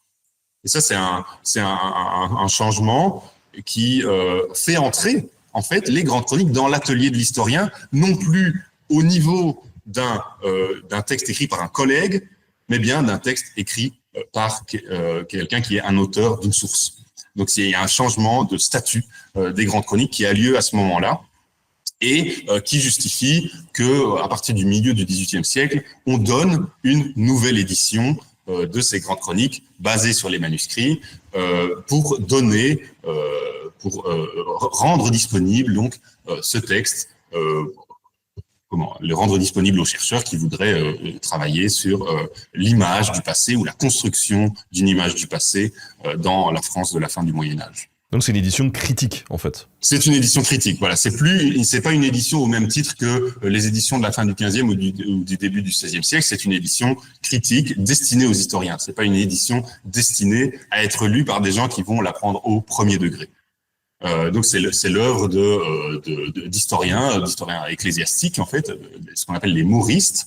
Donc c'est des bénédictins d'une congrégation particulière qui est née au XVIIe siècle et qui sont particulièrement intéressés par les études historiques et littéraires et qui produisent donc qui commencent à produire la première en fait édition critique des grandes chroniques à partir des années 1730-1740 et qui publie par petits morceaux, parce que c'est un texte énorme, et qui est publié par petits morceaux dans un grand recueil de documents dont il publie des volumes tous les 4 ou 5 ou 6 ou 7 ans, qui s'appelle le recueil des historiens des Gaules et de la France. Et donc ça va durer pendant tout le XVIIIe siècle. En fait, on va donner par petits morceaux, au fur et à mesure qu'on avance dans le temps, par petits morceaux, donc la première édition critique des grandes chroniques de France. Avec cette idée, elles vont nous aider à recréer le paradigme intellectuel, culturel de la France des Valois, des Capétiens et des Valois, à comprendre comment on se représentait le passé à l'époque. Et grosso modo, ça nous dit quoi? Ben, ça nous dit que, en fait, il y a une distinction entre qui sont les grands rois, qui sont les petits rois. Ça nous dit qu'on se représente pas très très clairement que les institutions en fait ont une histoire. On a tendance à projeter sur le passé mérovingien des institutions qui datent en fait du XIIIe siècle. En fait, ça nous montre qu'il y a une absence de compréhension de ce qu'est le passé. Finalement, si ça nous montre quelque chose, c'est que au XIVe siècle, on pense que les choses le royaume de France a un peu existé de toute éternité et qu'il n'y a pas d'évolution dans ce qu'est la couronne, ce qu'est un roi de France, ce qu'est la France elle-même d'un point de vue politique et territorial. Donc voilà, ou la façon dont on fait la guerre ou la façon dont on gouverne la France.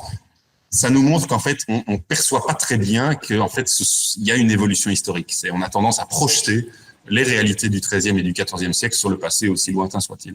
Par la suite, ce texte, ces grandes chroniques, elles vont aussi être reprises, notamment au XIXe, par les romantiques. Oui, donc on passe donc des mauristes, qui sont ces moines bénédictins qui font un travail de bénédictin précisément d'édition, à un personnage un peu complètement différent qui est Paulin Paris. En fait, au début du XIXe siècle, l'édition que donnaient les mauristes dans le recueil des historiens des Gaulais de la France est abandonnée. En fait, ils ne sont pas arrivés au bout et l'édition est abandonnée. Ouais, c'est quand même bête parce qu'ils ont passé du temps dessus. Hein. Ouais, mais bon, voilà, ce qu'ils ont fait a été publié, mais enfin, à un moment, c'est abandonné. Et Paulin Paris, donc qui est un conservateur à la bibliothèque royale à l'époque, la Bibliothèque nationale, se dit moi, en fait, je vais donner une nouvelle édition complète cette fois des grandes chroniques qui, finalement, comme ça, pourront être à la disposition des chercheurs. Mais Paulin Paris a une conception un peu différente de ce que sont les grandes chroniques par rapport aux Maurice du XVIIIe siècle.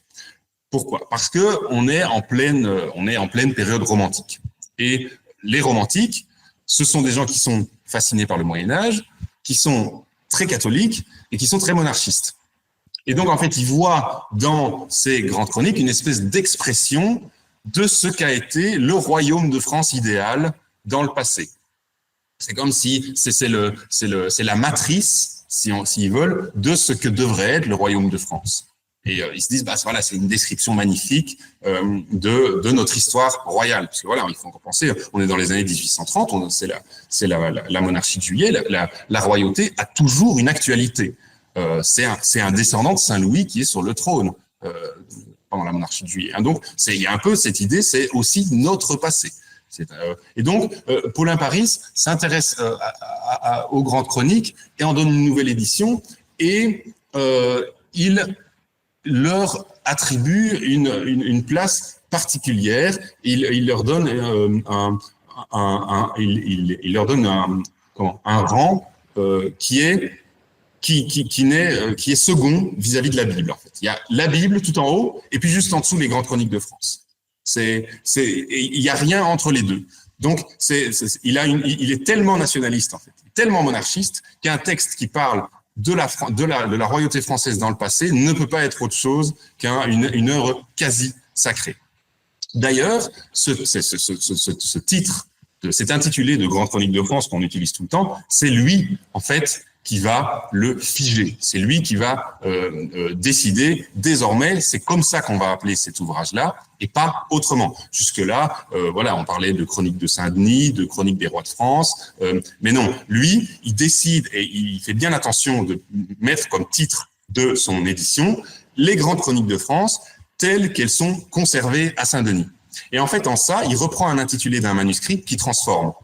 Parce que l'intitulé du manuscrit disait « Les Grandes Chroniques de France telles qu'elles ont été composées à Saint-Denis ». Mais lui, ça l'arrange pas, en fait, que ce soit une production d'un monastère. Il veut que ce soit une espèce de production de l'esprit national français du XIIIe ou du XIVe siècle. Et donc, l'abbaye de Saint-Denis est seulement l'endroit où on a conservé ces chroniques, selon lui. Mais ces chroniques sont une expression du génie français dans l'histoire. Et donc, il donne une dimension vraiment nationale, presque universelle, à ces grandes chroniques. Et d'ailleurs, dans son édition, la page de faux titre, donc en fait, on a la page c'est une page qui vient entre la couverture et la page de titre. Souvent, il y a une page de faux titre où il y a uniquement le titre et pas le nom de l'auteur et tout ça. En fait, la page de faux titre, c'est Histoire de France. Donc c'est de son point de vue, en fait, on a là une histoire de la France à l'état pur, à l'état brut, et qui est auréolée du succès qu'elle a connu dans le passé, et qui, en plus de ça, est une sorte de préhistoire de la France royale que Paulin Paris et ses contemporains sont en train de vivre. Alors ça, c'est une vision, c'est une interprétation qu'il veut donner aux grandes chroniques, mais est-ce qu'il y arrive ? Ah oui, il y arrive, parce que l'idée que les grandes chroniques sont un texte quasi sacré, un texte qui s'apparente par certains aspects à la Bible, c'est des formules, c'est des représentations qu'on retrouve jusqu'à la fin du XXe siècle. Donc, en fait, Paulin Paris a eu une influence énorme sur la façon dont on perçoit les grandes chroniques aujourd'hui. En fait, on regarde les grandes chroniques par les lunettes de Paulin Paris. On peut essayer de s'en sortir aujourd'hui, de regarder un petit peu à côté ou voir ce qui se passait avant lui. C'est très difficile. C'est vraiment lui qui a fait entrer les grandes chroniques dans le cadre dans lequel elles nous apparaissent aujourd'hui. Il les a vraiment formatées telles qu'on les voit aujourd'hui. Et en fait, tout l'enjeu de ma thèse, c'était de remonter au manuscrit pour court-circuiter, si on veut, la vision de Paulin Paris, qui, en fait, avait, bon an, mal an, aiguillé ou guidé ou prédéterminé les recherches tout au long du 19e et, en fait, tout au long du 20e siècle. Dans la lignée des romantiques, on a aussi les positivistes qui vont s'emparer de cette œuvre. Alors, c'est quoi les positivistes et comment sont considérées les grandes chroniques à ce moment-là ? Ouais, les positivistes, en fait, sont dans une situation un petit peu délicate vis-à-vis des grandes chroniques. Les positivistes, donc, c'est une école, les tenants d'une école historique qui s'attache aux faits, à l'établissement des faits. Ils rejettent un petit peu les grands récits, les grandes fresques des romantiques, et ils veulent des choses fondées, des choses précises, des choses où on a des dates avec des documents qui attestent de la correction de ces dates. C'est quelle époque, ça ? Là, on est à la fin du 19e siècle, pardon. Fin du 19e, début du 20e siècle. Et ils sont amenés à s'intéresser à ce texte des grandes chroniques, donc, puisque c'est un des textes sur lesquels travaillent les médiévistes de leur époque. Mais ils sentent bien qu'ils sont un petit peu gênés par ce texte qu'on leur présente comme si important, si prestigieux. Mais ils le voient bien, eux, qui est rempli d'erreurs, qui est rempli de trous, qui est rempli d'omissions, qui est rempli de témoignages biaisés. Et donc, ils vont s'efforcer de trier dans les grandes chroniques ce qui est historique de ce qui ne l'est pas et de justifier, en fait, les erreurs. De dire oui, mais en fait, l'auteur croyait ceci. Oui, mais en fait, cette mauvaise orthographe pour tel nom, c'est pour cette raison ou cette raison. Donc, ils sont un peu contraints par le prestige des grandes chroniques de de se faire les défenseurs des auteurs pour justifier ce statut qu'en fait qui a été un peu conféré par Paulin Paris d'histoire quasi sacrée, mais pleine d'erreurs, et eux, ils aiment pas les erreurs, et donc, bon, ils sont un peu dans une position difficile, et donc, à la fin au début du XXe siècle, en fait, il y a encore une nouvelle édition des grandes chroniques qui est donnée, et qui est vraiment une tentative de donner une édition critique des grandes chroniques dans laquelle toutes les erreurs sont corrigées. En note, évidemment, pas dans le texte directement. Mais l'idée, c'est que on va avoir à disposition ce texte si important, ce texte qui a été considéré comme si particulier et à part de tous les autres.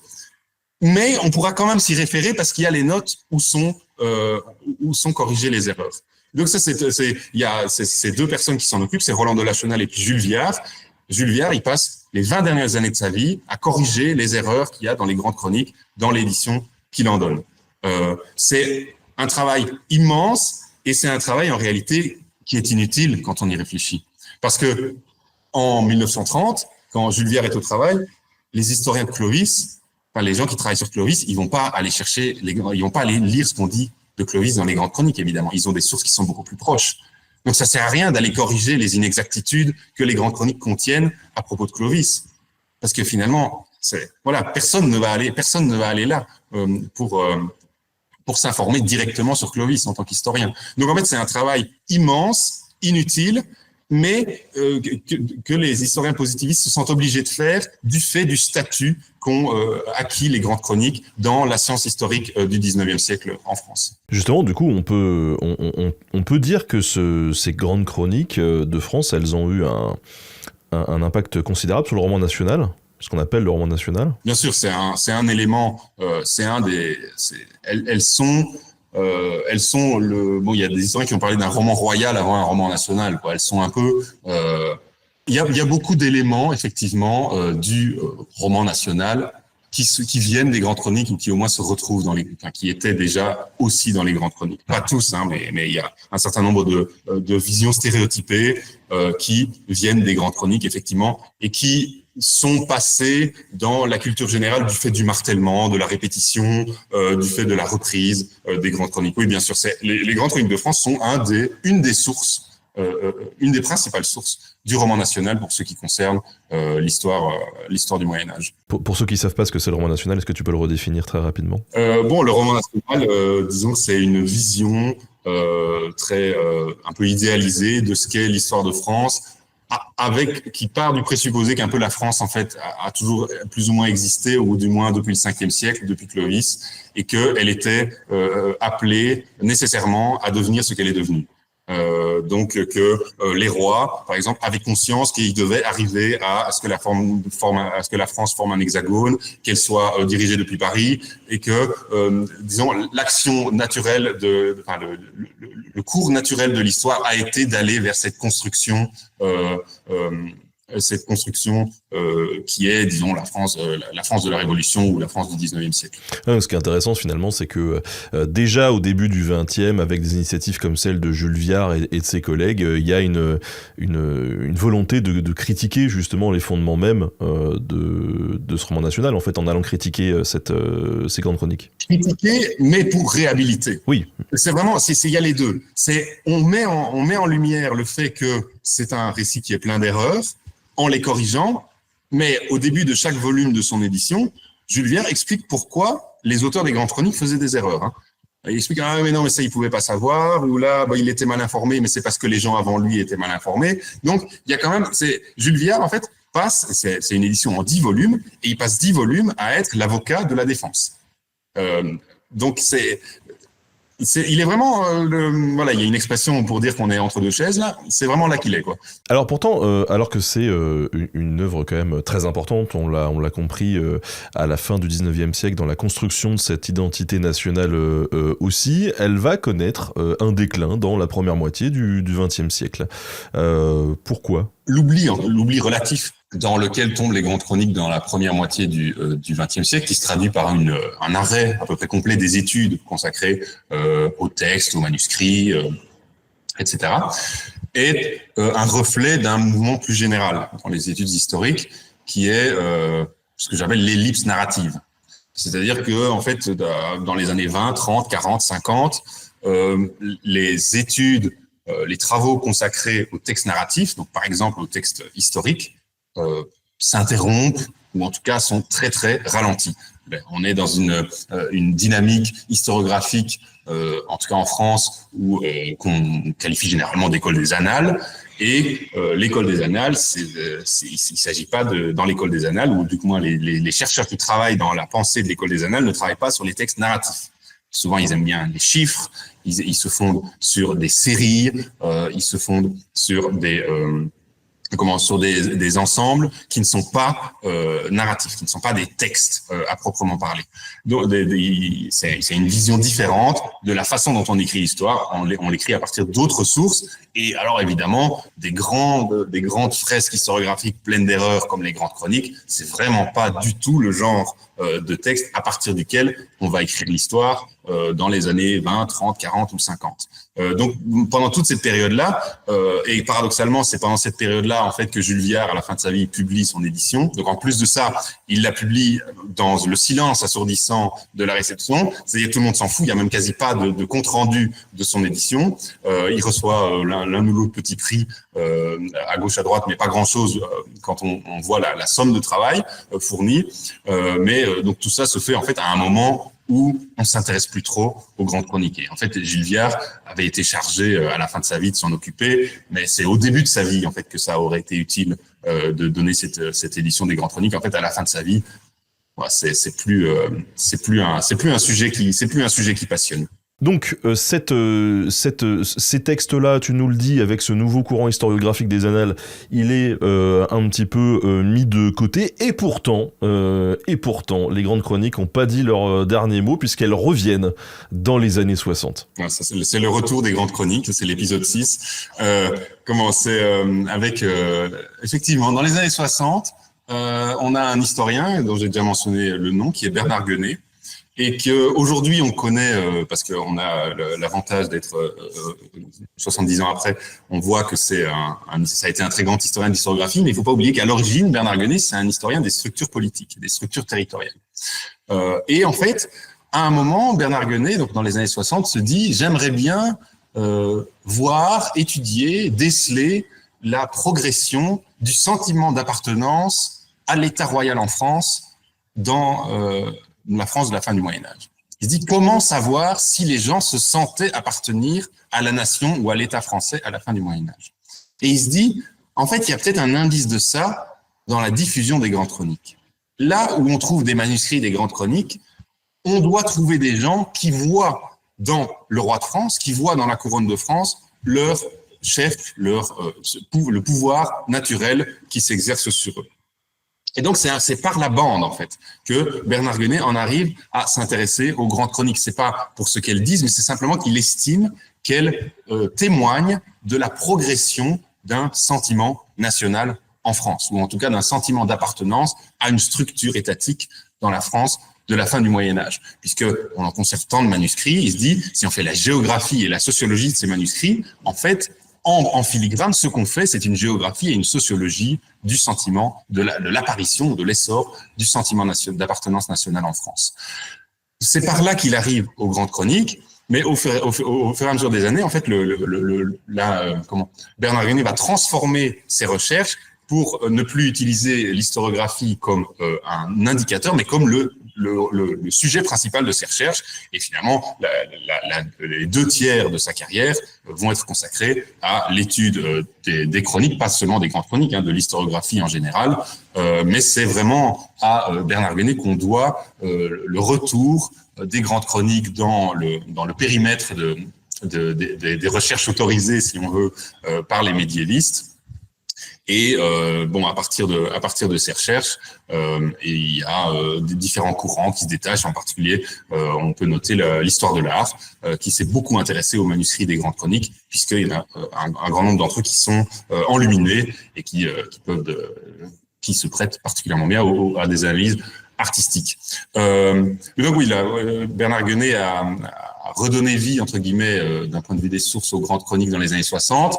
Puis il s'est intéressé à l'historiographie, à l'écriture de l'histoire au Moyen-Âge en général. Et puis, en fait, au soir de sa vie, il est mort, en fait, au moment où il était en train d'écrire un livre sur le roman des rois. Donc, c'est cet ouvrage écrit par Prima dans les années 1270.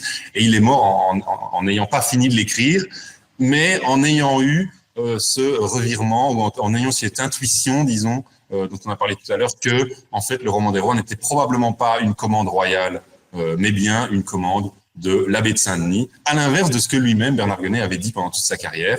Il avait été en cela l'héritier de toute cette science du 19e siècle, d'une histoire des rois magnifiée, d'un ouvrage auquel tout le monde croyait et qui était universellement accepté partout. Il était un peu revenu de tout ça à la fin de sa vie, et donc dans son dernier livre qui s'appelle « Comment on écrit l'histoire au XIIIe siècle », il revenait sur ce que lui-même avait écrit. Mais bon, il a juste eu le temps de d'écrire qu'il avait changé d'avis, et puis il est mort. Mais enfin bon, c'est un livre qui c'est la preuve quand même, ça, des grands historiens aussi, que de ne pas hésiter à revenir sur parfois le travail d'une vie en disant bon. Oui, exactement. j'ai loupé un coche. Bernard Guenet est mort en 2010, et son ouvrage posthume, qui est la partie d'un ouvrage, a été publié en 2016, et 2016 c'est juste le milieu de ma thèse. Et donc, en fait, à ce moment-là, je suis en train d'arriver à des conclusions similaires. Mais je suis très gêné vis-à-vis de Bernard Guenet, qui est ce grand historien qui a toujours dit des choses que moi, je vais remettre en question. Et puis, tout à coup, en 2016, il y a ce livre qui sort. et qui en fait me libère un petit peu parce que je sais que en fait je vais pas devoir contredire, en tout cas pas entièrement, Bernard Guenet, et qu'il était en fait arrivé au soir de sa vie à des conclusions similaires aux miennes sur les points que lui avait étudiés sur la question de la genèse des grandes chroniques. Mais alors, comment est-ce que, selon toi, on peut expliquer que ces grandes chroniques de France, elles aient eu un énorme impact et que pourtant si peu de gens semblent, comme toi, s'être intéressés à finalement leur réception? On peut penser que les espèces des grandes généralités qui avaient été dites à leur propos, ils sont pour quelque chose. Quand Paulin Paris dit c'est un texte quasi sacré, quand Jules Viard écrit dans une des introductions, dans l'introduction d'un des volumes de son édition, que c'est la Bible de la France, quand Bernard Guenet lui-même écrit en 1980 « Les Français ont cru aux grandes chroniques comme à la Bible », en fait, il donne l'illusion qu'il n'y a pas de sujet, en fait. À partir du moment où on estime que c'est un texte qui a été entièrement reçu, entièrement cru, qui a été commandité par les rois, diffusé par eux dans un processus de propagande, et puis entièrement cru par un public naïf et un public qui n'avait pas d'esprit critique, il n'y a pas d'histoire de la réception à écrire en fait, parce qu'il n'y a pas de variété, il n'y a pas de disparité, il y a rien à mettre en relief. Donc ça, c'est une des raisons. C'est simplement la façon dont on parlait des grandes chroniques pouvait décourager de s'intéresser à leur réception effective. L'autre raison, c'est simplement qu'il y a beaucoup de manuscrits. Il faut aller voir dans beaucoup de manuscrits, il faut aller voir beaucoup de réécritures, et c'est quelque chose qui était difficilement envisageable avant les numérisations. Les numérisations permettent quand même d'avoir accès à un très grand nombre de manuscrits sans trop voyager. Et on pouvait difficilement, avant les numérisations, demander à quelqu'un, dans le cadre d'une seule recherche, de voyager autant pour voir des manuscrits dans peut-être lesquels il ne trouverait aucun indice de la réception des grandes chroniques.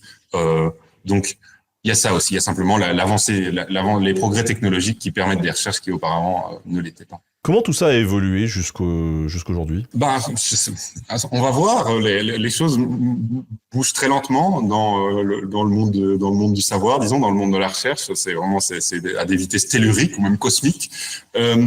Donc voilà, moi j'ai jeté, je considère un peu mon livre, donc qui est une version condensée de ma thèse, de mes recherches, comme un pavé dans la mare. Et puis on verra un peu comment c'est reçu. Mais je pense que même si toutes mes hypothèses ne sont pas conservées, et il n'y a pas de raison qu'elles le soient, je pense que j'ai au moins posé les questions et contribué à faire éclater la vision héritée du 19e siècle de ce que sont les grandes chroniques. Les grandes chroniques ne sont pas cet ouvrage voulu par les rois, cru par tout le monde.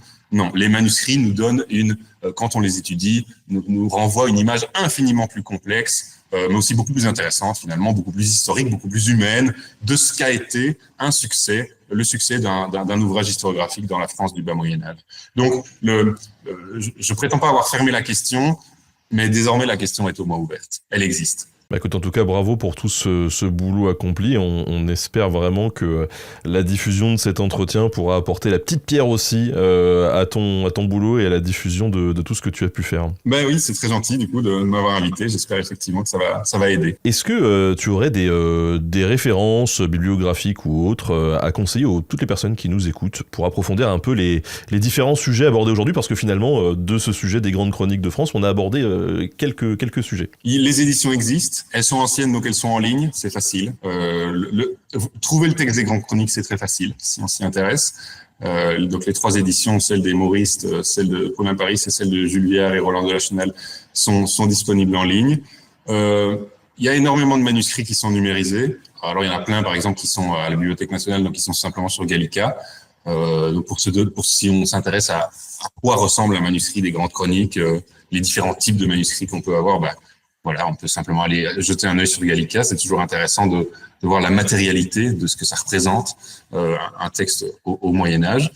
Pour les références bibliographiques, il y a un ouvrage qui est très important, qui est en fait un ouvrage d'histoire de l'art. C'est pour ceux qui lisent l'anglais. C'est un livre qui s'appelle The Royal Image, donc l'image royale, d'une historienne de l'art américaine qui s'appelle Anne Edelman, qui est aussi disponible facilement en ligne, et qui est une étude de l'image royale dans les manuscrits des Grandes Chroniques. Mais donc l'image, artistiquement parlant, dans les enluminures des manuscrits des Grandes Chroniques, c'est un livre qui a eu énormément d'influence, qui a pendant très longtemps été le seul livre en fait consacré aux manuscrits des Grandes Chroniques. J'ai mentionné Bernard Guenet. Je pense que toute personne qui travaille sur l'historiographie en France a été amenée à lire ou à consulter les travaux de Bernard Guenet, donc notamment son dernier livre, celui qu'il a, le livre posthume, Comment on écrit l'histoire au XIIIe siècle.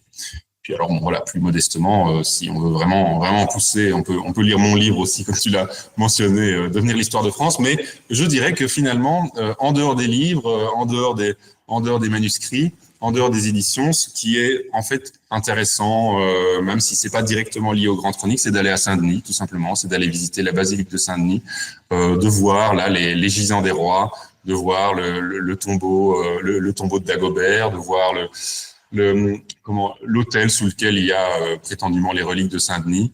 Voilà, c'est dans ce contexte-là finalement que les Grandes Chroniques ont été écrites. Il faut peut-être aller s'imprégner de cette ambiance pour comprendre ce qui a pu amener les auteurs des Grandes Chroniques à produire cette œuvre-là, et aussi pour comprendre la bizarrerie, en définitive, de ce succès auprès d'un public qui était entièrement différent et du cercle auquel appartenaient les auteurs. Donc, ces moines bénédictins de Saint-Denis qui ont produit un ouvrage qui devenait une espèce de marqueur de richesse dans la société des princes, ou qui devenait une espèce de compilation de petites choses importantes à noter pour des gens qui travaillent dans l'administration du roi. Donc voilà, il y a quelque chose de paradoxal en fait qui apparaît une fois qu'on va visiter Saint-Denis, qu'on se dit c'est quand même bizarre un texte sorti d'ici ait eu une telle postérité. Sur ces mots, un grand merci Antoine de nous avoir accordé de ton temps aujourd'hui, c'était passionnant. Non, merci à toi, merci beaucoup à toi et au public d'avoir posé des questions et de s'être intéressé à ce sur quoi j'ai travaillé pendant plusieurs années. Merci Louis pour la préparation de cet entretien, comme toujours c'était du chouette boulot. Merci à tous d'avoir suivi. Salut!